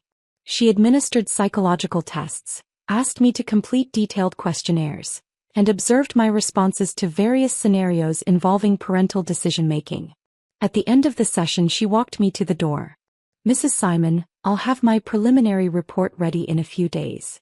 But I can tell you this, you're handling an extraordinarily difficult situation with remarkable grace and stability. Thank you. I've evaluated hundreds of parents in custody disputes. Most of them are angry, vindictive, focused more on hurting their ex-spouse than protecting their children. She paused. You're not like that. Everything you're doing is focused on what's best for your daughter. That speaks very well of your character. As I drove home, I felt something I hadn't experienced in weeks. Hope. But that hope was tested when I arrived home to find a process server waiting on my doorstep. Amanda Simon? Yes. You've been served. The papers were from Heather's lawyers. A motion to modify the restraining order to include restrictions on my access to Harmony, claiming that my unstable behavior posed a potential threat to the child's safety. They weren't just trying to discredit me anymore. They were trying to take my daughter away entirely. The hearing on Heather's motion was scheduled for Friday morning. I spent the week preparing with Reed, gathering evidence, and trying to stay calm despite the growing realization that I was fighting for my life. They're going to claim that your mental state has deteriorated since the surgery, Reed explained as we reviewed my case file. That the stress of the divorce, combined with the trauma of major surgery, has made you unstable and potentially dangerous. Based on what evidence? They don't need much evidence for a temporary modification. Just enough to convince a judge that there's potential risk to the child while they conduct a full evaluation. What kind of full evaluation? Reed's expression was grim. Court-ordered psychological testing, home visits, interviews with neighbors and friends, review of your medical records. They'll put your entire life under a microscope. How long does that take? Once. Maybe a year. A year without primary custody of Harmony. A year of supervised visits and court-appointed monitors and proving over and over again that I was fit to be my own daughter's mother. Thursday evening, I was giving Harmony a bath when she asked the question I had been dreading. Mommy, why doesn't Daddy live here anymore? I had been preparing for this conversation for weeks, but I still didn't know what to say. How do you explain betrayal and divorce and custody battles to a 3-year-old? Sometimes grown-ups make mistakes, I said carefully. And sometimes those mistakes mean they can't live together anymore. Did you make a mistake? No, sweetheart. Daddy made the mistake. What kind of mistake? I thought about all the lies, all the manipulation, all the ways Cyrus had used my love against me. He forgot how to be kind, I said finally. Harmony considered this seriously. Can he learn again? I don't know, baby. Sometimes people forget important things and can't remember them again. After Harmony was asleep, I sat in my living room going over my testimony for the next day's hearing. Reed had coached me extensively. Answer only the questions asked, don't volunteer information, stay calm no matter what accusations they made. But I couldn't shake the feeling that I was walking into an ambush. Friday morning arrived cold and gray. I dressed carefully in my most conservative outfit and met Reed at the courthouse an hour before the hearing. "Remember," he said as we walked up the steps, "this is just a preliminary hearing. Even if they get the temporary modification, we can fight it at the full custody trial. And if they don't? Then we go home and wait for them to make their next move." The courtroom was smaller than I had expected, with wood-paneled walls and fluorescent lighting that made everyone look slightly ill. Judge Catherine Morrison presided from behind an imposing bench, her gray hair pulled back severely and her expression unreadable. Heather sat at the plaintiff's table with two expensive-looking lawyers. She was dressed in a simple blue dress that emphasized her pregnancy, her hair styled to look softer and more vulnerable than usual. She looked like the perfect victim. Her lead attorney, Richard Hayes, stood to present their case. He was tall, silver-haired, and spoke with the confidence of a man accustomed to winning.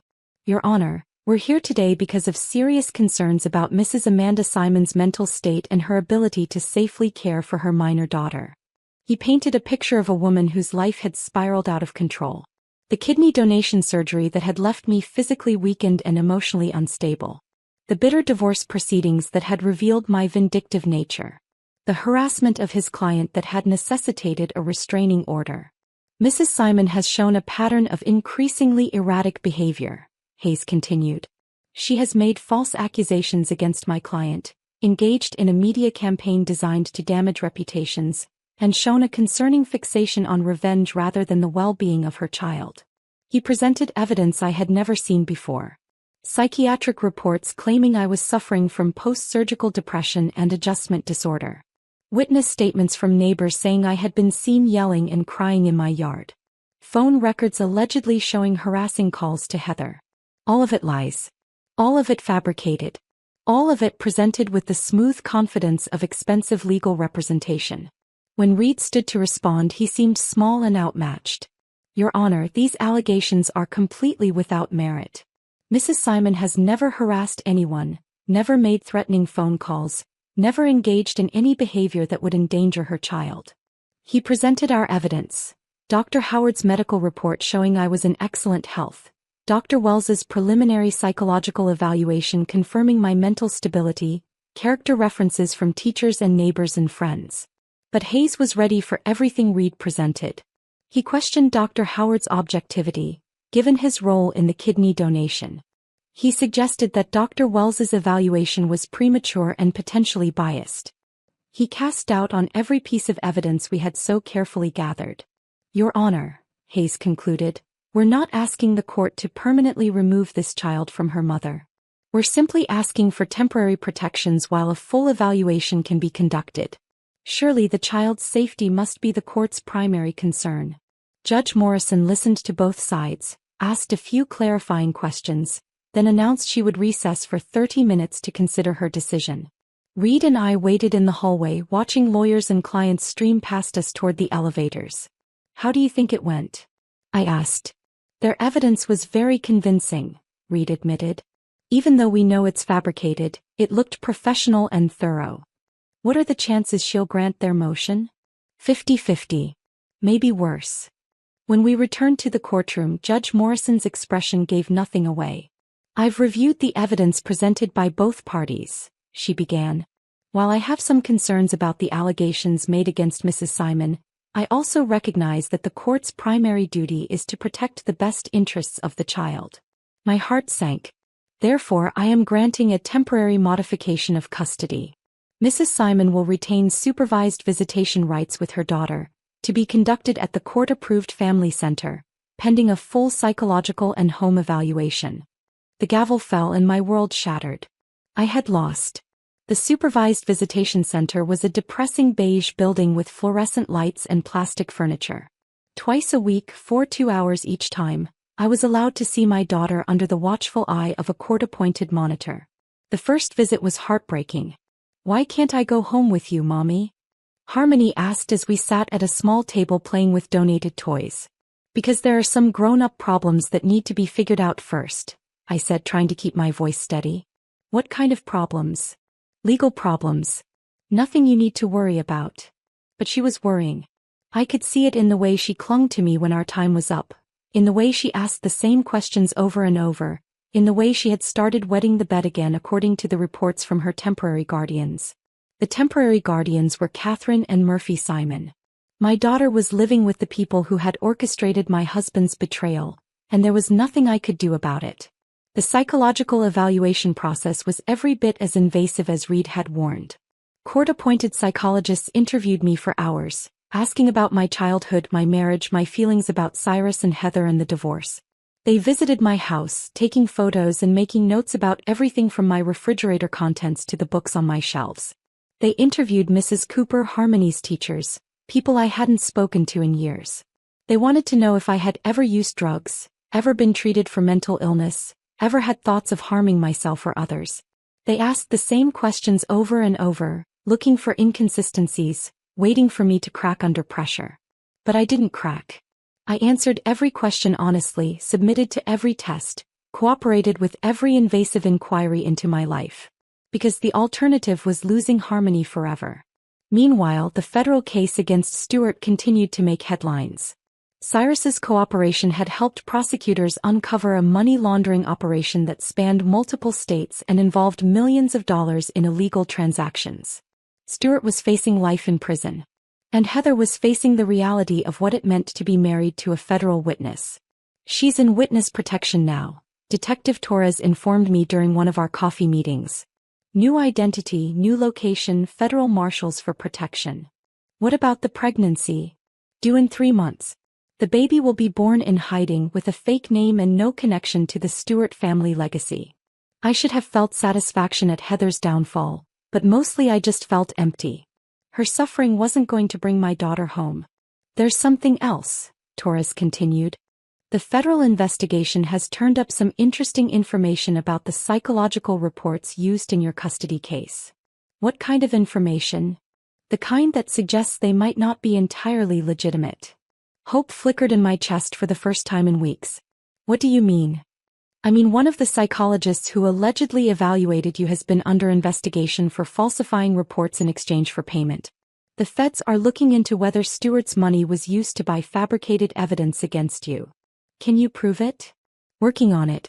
But Amanda, even if we can prove the reports were fake, it might not be enough to immediately reverse the custody decision. The legal process moves slowly. How slowly? Months, maybe longer. Months more of supervised visits. Months more of watching my daughter grow up without me. Months more of Catherine Simon poisoning her mind against her own mother. That night I sat in my empty house and thought about giving up. About taking whatever settlement the Simons offered and disappearing. About starting over somewhere far away where no one knew my story. But then I thought about Harmony asking why she couldn't come home with me, and I knew I couldn't quit. I was her mother. Whatever it took, however long it took, I was going to bring her home. 6 weeks into the psychological evaluation process, I received a call that changed everything. Mrs. Simon? This is Dr. Patricia Wells. Dr. Wells, hello. Do you have the results of my evaluation? I do. But first I need to ask you something. Have you ever been treated by a Dr. Martin Fisher? The name was unfamiliar. No, I don't think so. Why? Because there's a psychological report in your court file allegedly written by Dr. Fisher, claiming he treated you for severe depression and anxiety following your surgery. My blood ran cold. I've never seen anyone named Dr. Fisher. That's what I suspected. Mrs. Simon, I need you to come to my office immediately. And bring your lawyer. An hour later, Reed and I sat in Dr. Wells's office listening to information that made my head spin. Dr. Martin Fisher is a psychologist in private practice who has been under investigation by the state licensing board for falsifying psychological reports, Dr. Wells explained. He's been selling fabricated evaluations to lawyers and individuals who want to use them in court proceedings. So the report in my file is fake? Almost certainly. The diagnostic criteria are inconsistent, the timeline doesn't match your actual medical history, and the treatment notes reference sessions that never occurred. Reed leaned forward. Can you prove it's fake? Better than that. Dr. Fisher was arrested yesterday by federal agents as part of the larger investigation into the Stewart money laundering operation. Apparently, he was paid substantial sums to create false psychological profiles for use in legal proceedings. Paid by whom? That's what the FBI is trying to determine. but the timing suggests it's connected to your custody case. I felt a surge of rage so intense it left me breathless. They hadn't just lied about me, they had paid someone to create official lies, complete with fake medical credentials and fabricated diagnoses. There's more, Dr. Wells continued. The other psychological reports in your file show similar inconsistencies. I believe they're all fake. All of them. Every single evaluation that claims you're mentally unstable, emotionally compromised, or unfit to parent. They're all fabricated. Reed was already reaching for his phone. I need to contact the court immediately. This is grounds for an emergency hearing to reverse the custody modification. But Dr. Wells held up a hand. There's something else you need to know. Something bigger. She pulled out a thick folder and set it on her desk. As part of my evaluation, I've been reviewing all the documentation in your case. Not just the psychological reports but everything. Medical records, financial statements, witness testimonies, the works. And I found a pattern of fabrication and manipulation that goes far beyond fake psychological evaluations. She opened the folder and spread out documents across her desk. The medical reports claiming you're physically compromised after your surgery? Falsified. The financial statements showing you can't support your daughter? The witness statements from neighbors claiming you've been behaving erratically? Several of the supposed witnesses don't even exist. I stared at the papers in shock. How is that possible? Money, Mrs. Simon. A lot of money, spent very systematically to construct a completely false narrative about your fitness as a parent. Reed picked up one of the documents. This is a massive conspiracy. We're not just talking about divorce fraud or custody manipulation. This is organized character assassination. Paid for by whom? I asked, though I thought I already knew the answer. That's the million-dollar question, Dr. Wells said. But based on the timing and the sophistication of the operation, I would guess it's connected to the same criminal organization that's been laundering money through fake real estate deals. The pieces clicked together in my mind. Stewart's criminal organization hadn't just been washing money through property transactions.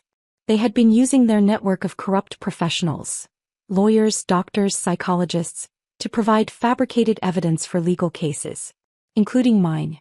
So what do we do now? I asked. Reed was already making notes. We file an emergency motion to reverse the custody modification based on fraudulent evidence. We demand an immediate investigation into who paid for the fabricated reports. And we go after everyone involved for conspiracy, fraud, and whatever other charges we can make stick. How long will it take? For the emergency hearing? Maybe a week if we can prove the fraud immediately. For the full investigation and prosecution. He shrugged. Months, maybe years. But Harmony could come home?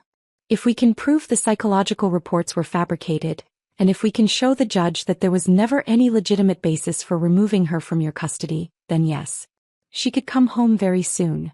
For the first time in weeks I felt something like hope. The emergency hearing was scheduled for the following Tuesday. Reed worked around the clock to prepare our motion, while Dr. Wells compiled evidence of the fraudulent psychological reports. Detective Torres provided additional information from the federal investigation, including financial records showing payments from Stewart-controlled accounts to Dr. Fisher and other corrupt professionals. Monday evening, as I sat in my empty house preparing for what might be the most important day of my life, my phone rang. Amanda, it's Catherine Simon. I almost hung up, but something in her voice stopped me. What do you want, Catherine? I want to talk. Please. It's important. We have nothing to talk about. It's about Harmony. Her voice cracked slightly. And about what my family has done to you. Despite my better judgment, I listened. Murphy doesn't know I'm calling, Catherine continued. He would be furious if he found out. But I can't. I can't live with this anymore. Live with what? The lies. The fabricated evidence. What we did to you. My heart started racing. What did you do, Catherine? We paid them. The psychologists, the witnesses, all of it. Stewart offered to handle the legal problems if we could come up with enough money to make the custody case go away. I could barely breathe. You're admitting you framed me? I'm admitting we made a terrible mistake. He was crying now. We were so angry about the federal investigation, about Cyrus's cooperation, about the media attention. We wanted someone to blame and you were an easy target. Easy target? You were alone with no money, no connections, no way to fight back. Or so we thought. Why are you telling me this now? Because Harmony cries for you every night. Because she asks when she can go home to her mommy and I don't know what to tell her. Because I look at that little girl and realize what we've done to her by taking her away from the only parent who truly loves her. I closed my eyes trying to process what I was hearing. Will you testify? Will you tell the court what you just told me? There was a long pause. I can't. Murphy would disown me. The family would be destroyed. Your family is already destroyed, Catherine. Your son is a federal witness in hiding. Your daughter-in-law is in witness protection. Your husband's business is under federal investigation. How much worse could it get? I need to think about it. You need to do the right thing. For once in your life you need to do the right thing. She hung up and I sat in my kitchen shaking with anger and hope and the terrible possibility that justice might actually be served. Tuesday morning the courthouse was packed. Word had leaked about the fraudulent evidence, and reporters crowded the hallway outside the courtroom. Reed had prepared a devastating presentation. He laid out the evidence systematically: the arrest of Dr. Fisher, the fabricated psychological reports, the fake witness statements, the financial trail connecting it all to the Stewart criminal organization. Your Honor, he concluded, this represents one of the most systematic and malicious attempts to manipulate the judicial system that I have ever encountered. My client has been the victim of an organized conspiracy to deprive her of her constitutional rights as a parent. Hayes, representing Heather, looked rattled for the first time since I'd met him. He tried to argue that even if some evidence had been questionable, there were still legitimate concerns about my fitness as a parent. But his arguments fell flat when Reed presented Dr. Wells's comprehensive evaluation, showing that I was psychologically stable, emotionally healthy, and an excellent mother. Judge Morrison listened to both sides, reviewed the evidence and asked pointed questions about the financial connections between the fabricated reports and the Stewart investigation. Then she called a recess. For 30 minutes, Reed and I sat in the hallway while reporters peppered us with questions we couldn't answer. I tried to stay calm, but my heart was hammering against my ribs. Everything depended on the next few minutes. When court reconvened, Judge Morrison's expression was grim. In 30 years on the bench, I have never seen a more egregious example of judicial manipulation, she began. The evidence presented today clearly shows that this court was misled by fabricated psychological reports, false witness statements, and doctored financial records. My heart soared. Therefore, I am immediately reversing the temporary custody modification. Mrs. Amanda Simon will have full custody of her daughter Harmony, effective immediately. The gavel fell and I burst into tears. For the first time in 2 months I was going to take my daughter home. Harmony was at preschool when I arrived to pick her up. I had called ahead to let them know about the custody reversal, but seeing her run across the playground toward me with a huge smile on her face was the most beautiful moment of my life. Mommy, Mrs. Patricia said I get to come home with you today.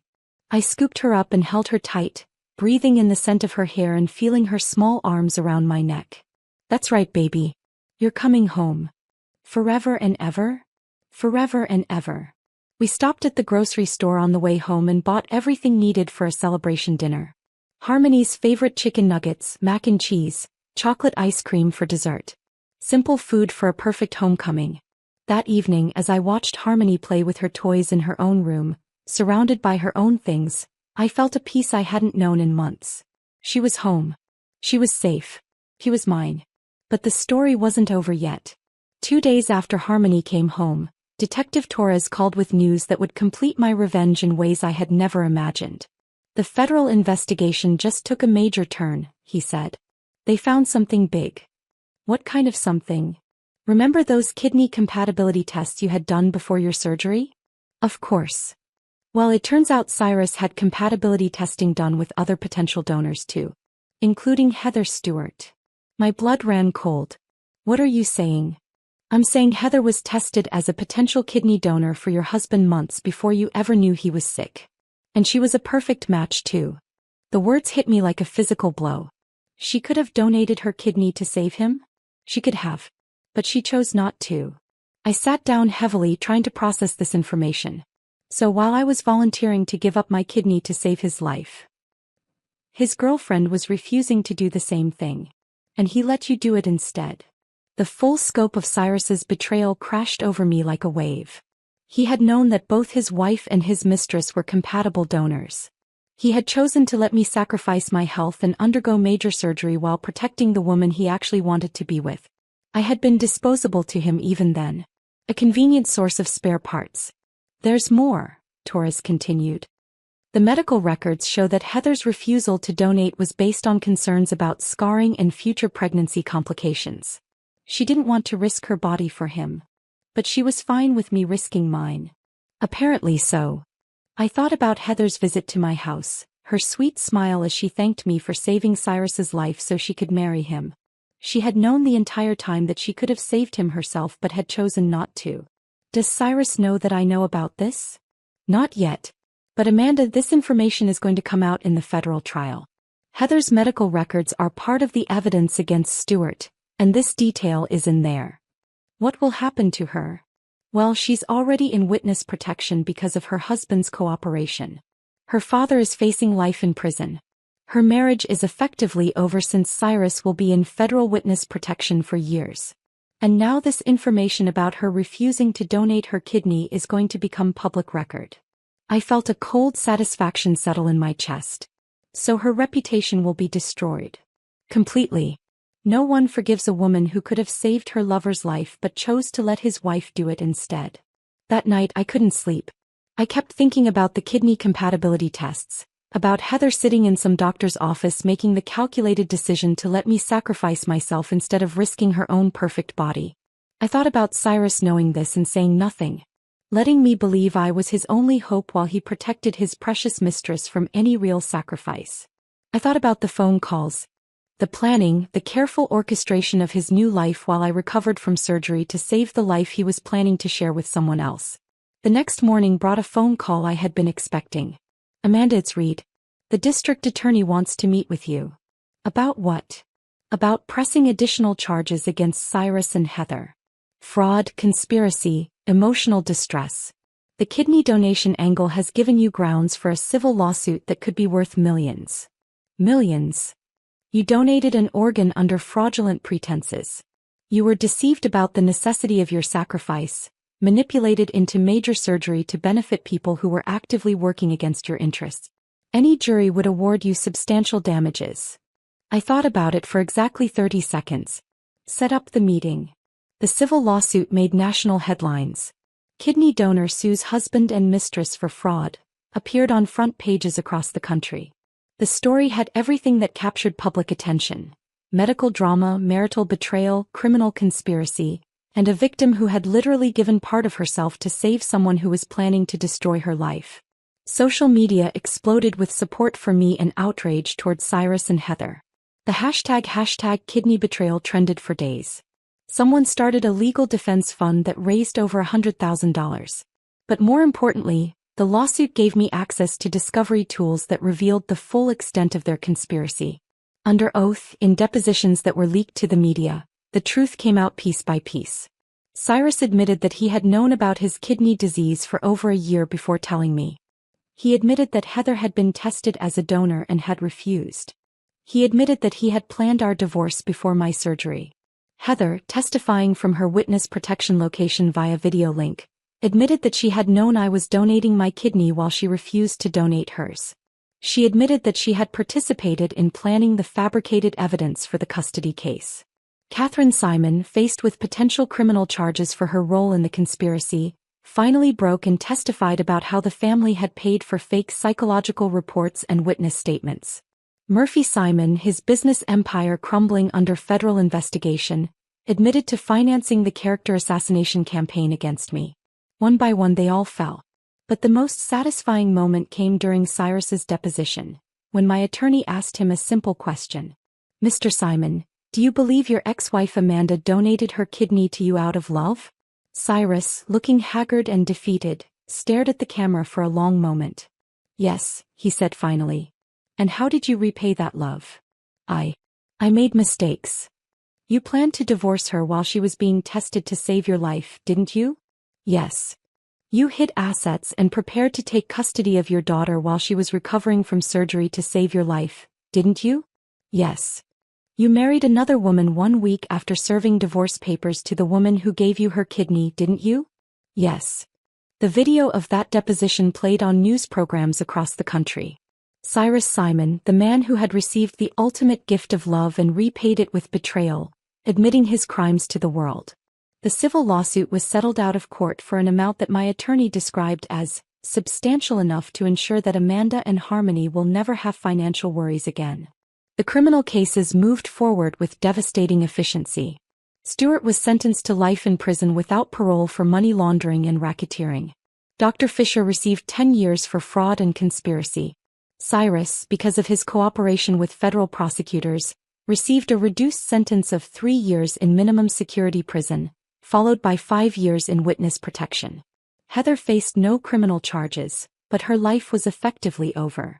Her father was in prison, her husband was a federal witness, and her reputation was destroyed. She had given birth to a daughter in witness protection, a child who would grow up with a fake name and no connection to her family's wealth. Catherine and Murphy Simon were not charged criminally, but they faced civil lawsuits from multiple victims of their conspiracy. Their assets were frozen, their social standing destroyed, their golden years reduced to legal battles and bankruptcy proceedings. But the most poetic justice was yet to come. 18 months after Harmony came home, I received a phone call that brought the story full circle. Amanda, it's Dr. Howard. Hello, doctor. How can I help you? I'm calling with some difficult news. About your ex-husband. My stomach clenched. What about him? His remaining kidney is failing. The words hung in the air between us like a death sentence. What does that mean? It means he needs another transplant. The kidney you donated is still functioning well, but his original kidney is shutting down completely. I sat down heavily trying to process this information. How is that possible? The same disease that damaged his kidneys originally has progressed. This was always a risk, but we hoped the medication would prevent it. What are his options? Dr. Howard was quiet for a moment. He needs a donor. And given his current circumstances. You mean given that he's a federal witness in prison?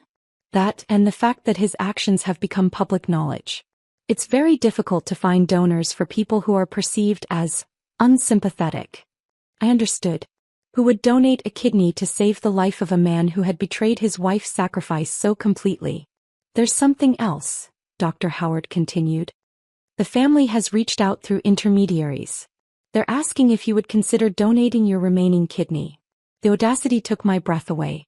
They want me to donate my other kidney? To the same man who tried to steal my daughter and destroy my life. I'm just passing along the message. No one expects you to consider it. But I was considering it. Not because I felt any love or loyalty toward Cyrus, but because the request revealed the complete desperation of his situation. He was going to die. And the people who had helped him betray me were now begging me to save him again. Dr. Howard, what would happen to me if I donated my remaining kidney? You would need dialysis for the rest of your life or eventually your own kidney transplant. It would significantly impact your quality of life and your life expectancy. And what will happen to Cyrus if he doesn't get a transplant? He'll die within 6 months. Maybe less. That evening, I sat Harmony down and explained that her father was sick again.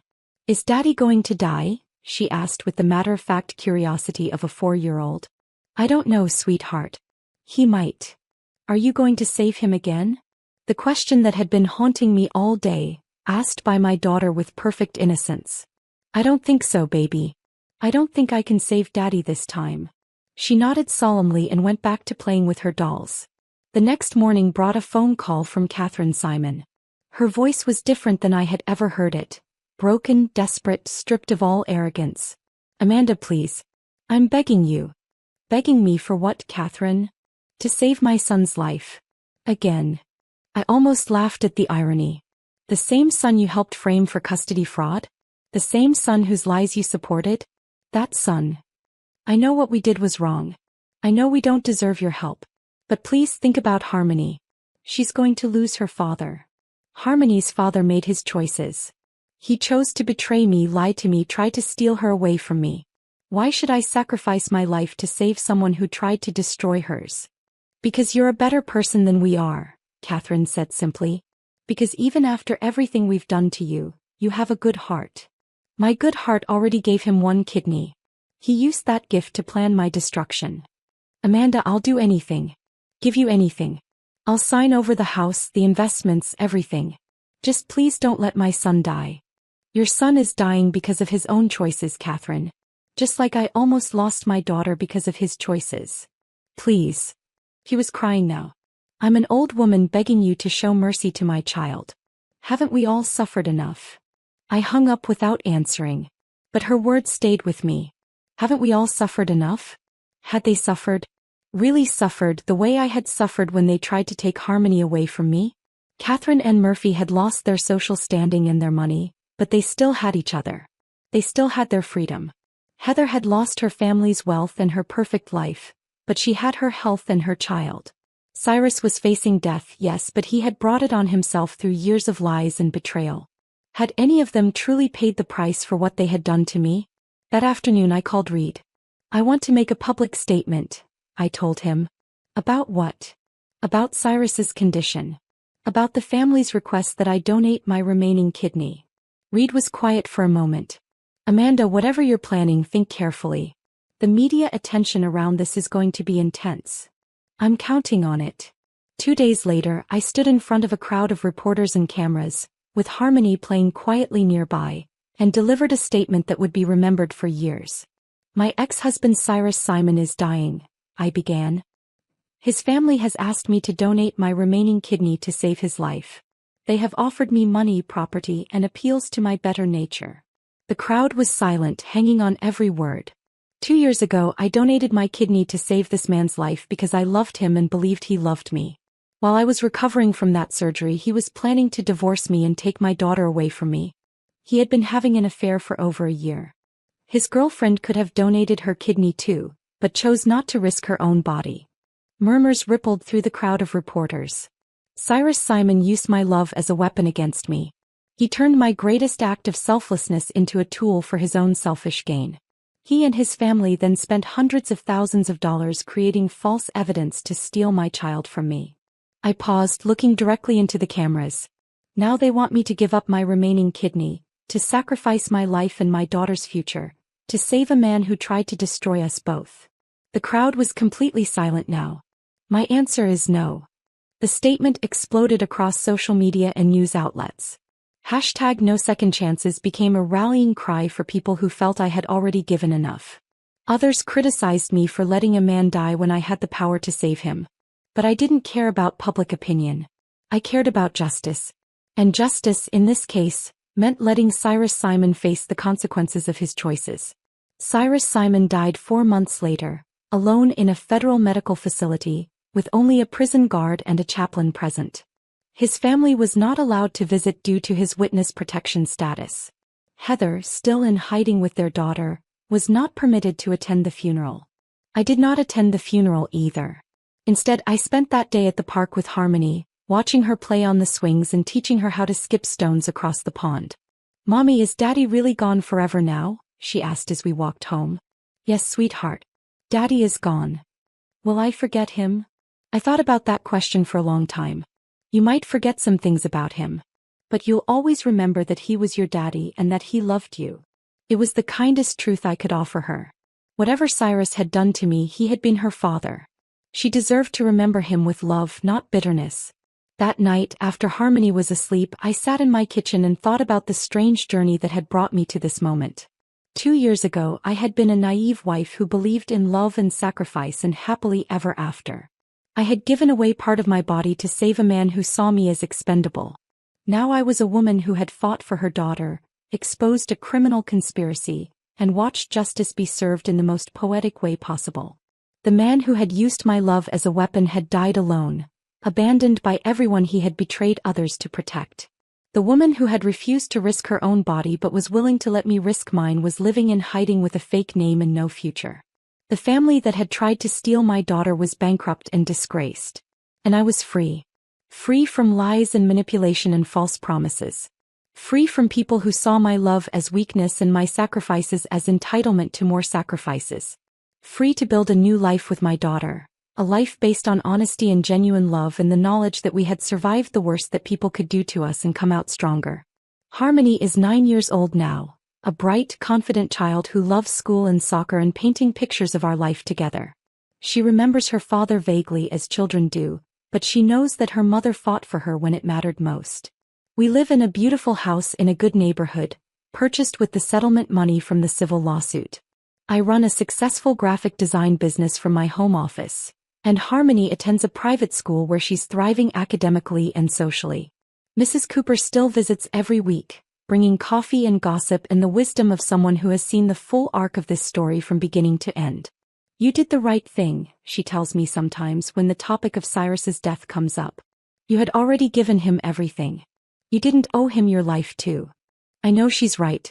But sometimes, in quiet moments, I wonder what would have happened if I had made a different choice. If I had donated my second kidney, would Cyrus have somehow found redemption? Would forgiveness have been more powerful than justice? Then I look at Harmony, healthy and happy and secure in the knowledge that her mother will always fight for her, and I know I made the right choice.